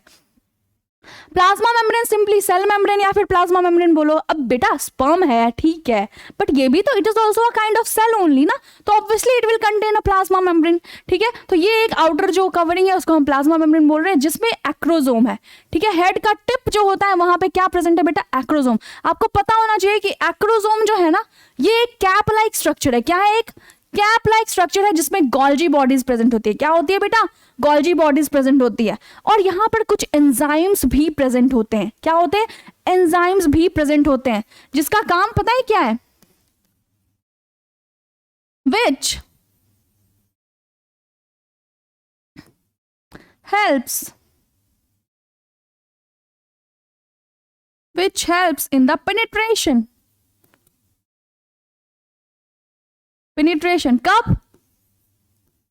कब penetration कब, ड्यूरिंग द फ्यूजन। ठीक है बेटा, तो जब फर्टिलाइजेशन का प्रोसेस हो रहा है तो उस वक्त क्या होगा ना, एंजाइम्स, स्पर्म मतलब ओवम ना किसी को भी एंट्री नहीं देती है। ठीक है, तो जब तक वहां पे ना एक मतलब समझ लो जैसे अपन कहीं जाते हैं तो अपने को आई कार्ड दिखाना पड़ता है। मान लो किसी कॉन्सर्ट में गए तो अपने को टिकट दिखाना पड़ता है ना कि हाँ भाई हाँ ये है, तो अब तभी एंट्री मिलते। तो यहाँ पर भी कुछ ऐसा ही है। तो स्पर्म में ये एक्रोसोम है जिसमें कुछ एंजाइम्स प्रेजेंट है जो कि हेल्प करता है पेनिट्रेशन। कब, जब फ्यूजन हो रहा होता है ओवम और स्पर्म का। अगर ओवम और स्पर्म मिल गए तो वहां पर क्या होता है, अगर फर्टिलाइजेशन होगा तो वहां पर ये एंजाइम जो है हेल्प करेगा पेनिट्रेट करने में, किसमें, इनटू द ओवम। ठीक है, so I hope I am clear. ठीक है, और न्यूक्लियस कंटेन करता है क्रोमोसोमल मटेरियल। अरे बेटा गैमेट है ना, तो न्यूक्लियस कोई भी सेल का जो न्यूक्लियस है ये कंटेन करता है जेनेटिक मटेरियल। और यहाँ पर गैमेट है, स्पर्म है। अभी होता है ना अपने को पापा के भी फीचर्स आते हैं अपने में, थोड़े बहुत मम्मी के भी फीचर्स आते हैं। ठीक है, तो कैसे बेटा, ऑब्वियसली गैमेट्स जो है वो कंटेन कर रहे हैं chromosomal material, that is genetic material, chromosomes. तो उसकी वजह से जो है वो क्या करता है, इनहेरिटेंस, इसी को तो बोलते हैं इनहेरिटेंस। तो हम जो है थोड़े बहुत सिमिलर जो है हमारी कैरेक्टरिस्टिक्स जो है अपने पेरेंट्स से मिलती है। ठीक है, क्यों, क्योंकि न्यूक्लियस यहाँ पे क्रोमोसोमल मटेरियल कंटेन कर रहा है। ठीक है, फिर आता है आपका नेक, जिसमें क्या प्रेजेंट होता है बेटा, सेंट्रियोल प्रेजेंट होता है। क्या प्रेजेंट होता है, सेंट्रियोल। तो यहाँ पे ना दो टाइप का सेंट्रियोल प्रेजेंट, एक तो प्रॉक्सिमल और एक होता है डिस्टल। ठीक है, तो जो प्रॉक्सिमल सेंट्रियोल है वो यहाँ तक, ये जो है मतलब प्रॉक्सिमल मतलब कुछ नहीं, ये जो स्टार्टिंग का है ना इसको प्रॉक्सिमल बोलेंगे, और डिस्टल मतलब जो थोड़ा डिस्टेंस दूर वाला जो है। ठीक है, इसको मैं दूसरे कलर से करूंगी ताकि आपको क्लियर होगी चीजें। ठीक है, और ये जो है पिंक वाला दैट इज डिस्टल एंड ये ब्लू वाला जो है ये होगा प्रॉक्सिमल। तो प्रॉक्सिमल जो है ना बेटा ये इतना तक क्या करता है, ओवम में एंटर करता है। डिस्टल जो है ये एक एक्सियल फिलामेंट है, देख रहे हो टेल में आ रहा है। तो ये जो पिंक वाला स्ट्रक्चर है ना ये कंटिन्यू करेगा। ठीक है, ये फिलामेंट ही कंटिन्यू करेगा और जो फाइनली टेल में भी इस तरह से चला जाएगा। क्लियर, तो इसलिए हम इसको क्या बोल रहे हैं, एक्सियल फिलामेंट ऑफ टेल। तो I hope it is clear to you. और यही हेल्प करता है किसमें, व्हिप्लैश मूवमेंट। अरे स्पर्म ना इस तरह से स्विम करता है। क्या करता है, स्विम करता है बेटा इस तरह से, बिल्कुल एकदम दौड़ के फास्ट रेस होती है ना। ठीक है, तो उसमें, ठीक है, तो उस मूवमेंट को बोलते हैं व्हिप्लैश मूवमेंट। ठीक है बच्चे, और फिर यहाँ पे it will lose the cytoplasm. Head जो है वो साइटोप्लाज्म को लूज कर देगा। ठीक है, और देखो यहाँ पर अगर हम मिडिल पीस की बात करें तो नेक तो हो गया, मिडिल पीस में क्या है ना बेटा, यहाँ पे आप देख रहे हो एक स्ट्रक्चर प्रेजेंट था, जो जहाँ पे मिडिल पीस में क्या प्रेजेंट है, माइटोकॉन्ड्रिया। और आपको पता होना चाहिए कि माइटोकॉन्ड्रिया ना एक बहुत बड़ा एनर्जी सोर्स है। क्या है? माइटोकॉन्ड्रिया एक एनर्जी सोर्स है। ठीक है, क्या है? माइटोकॉन्ड्रिया एक एनर्जी सोर्स है बेटा। तो एनर्जी सोर्स कैसे है देखो, एनर्जी सोर्स है क्योंकि भाई अब एक बात बताओ, अगर तुम्हें ही कहीं दौड़ के जाना है तो भाई अपने को ग्लूकोज लगता है ना, मतलब अपने को फुल एनर्जी चाहिए ना कुछ काम करने के लिए। Like you know, if now I am teaching you, तो भाई मेरे को भी एनर्जी चाहिए ना, तभी तो मैं काम कर पाऊंगी। तो बेटा यहाँ पे भी स्पर्म है, इसको भी अगर कहीं मूव करना है तो वो एनर्जी चाहिए ना इसको, इसके लिए। ठीक है, तो वो एनर्जी कौन प्रोवाइड कर रहा है? That is provided by the mitochondria. और आपको पता है माइटोकॉन्ड्रिया कैसे एनर्जी प्रोवाइड करता है? तो in the form of ATP. ठीक है, in the form of ATP. ठीक है, एटीपी का फुल फॉर्म अगर याद नहीं होगा तो प्लीज याद कर लो। ठीक है, बिकॉज ये बहुत बेसिक है, फिर भी मैं एक बार बोल देती हूँ, एडिनोसिन ट्रायोफॉस्फेट। ठीक है, तो माइटोकॉन्ड्रिया अरेंजमेंट, ये जो अरेंजमेंट है ना इस तरह से आपको जो दिख रहा है, इसको ना निबिन कर्न बोलते हैं, एक नाम दिया गया है जिसको निबिन कर्न बोलते हैं। ठीक है, इस अरेंजमेंट को। और ये टेल है जो कि हेल्प कर रहा है इन द मूवमेंट। ठीक है, तो आई होप कि स्पर्म का डायग्राम बिल्कुल क्लियर है आप लोग प्लीज। और मैं देखूं जरा, अब हम एक बार एनसीईआरटी में क्या लिखा है वो भी देख लेते हैं। तो let us examine structure of sperm के बारे में क्या लिखा है। It is a microscopic structure. कैसा है बेटा? माइक्रोस्कोपिक। तो हेड, नेक और मिडिल पीस एंड टेल है में प्लाज्मा मेम्ब्रेन जो है वो इन्वेलप करता है होल बॉडी ऑफ स्पर्म, क्योंकि भाई सेल है तो सेल मेम्ब्रेन प्लाज्मा में पूरा इन्वेलप कर रहा है बॉडी को। The sperm head contains an elongated haploid nucleus. क्या कंटेन करेगा? हैप्लॉइड मतलब बेटा एन, क्या हो? एन। ठीक है, the anterior portion which is covered by a cap like structure जिसको बोलते हैं acrosome. The acrosome is filled with enzymes. क्या मैंने बोला था? That help in the fertilization of the ovum, मतलब पेनिट्रेशन में हेल्प करता है। ठीक है, स्पर्म को ओवम के अंदर जाने में। The middle piece possesses numerous mitochondria produce energy for the movement of tail, as I've already told you, जिसकी वजह से स्पर्म की मोटिलिटी जो है बढ़ती है। वो जितना ज्यादा जो है मतलब मोटाइल होगा वो उतना ज्यादा बेस्ट होगा स्पर्म के लिए। Essential, which is essential for fertilisation. The human male ejaculates कितना बेटा? 200 to 300 million sperm during a coitus. एक क्वाइटस के दौरान अगर एक बार इजैक्युलेशन हुआ है तो वो कितना स्पर्म कंटेन करेगा? 200 to 300 million sperm. Can you imagine? ठीक है, for normal fertility at least 60%। अगर नॉर्मल फर्टिलिटी रेट है तो क्या होता है बेटा? ये 200 to 300 मिलियन में जो है 60% स्पर्म जो है उसकी नॉर्मल शेप होनी चाहिए, साइज होनी चाहिए, at least 40% of them must show vigorous motility, मतलब बहुत जल्दी जाने की उसमें ना क्षमता होनी चाहिए। ठीक है, sperms released from the seminiferous tubules are transported.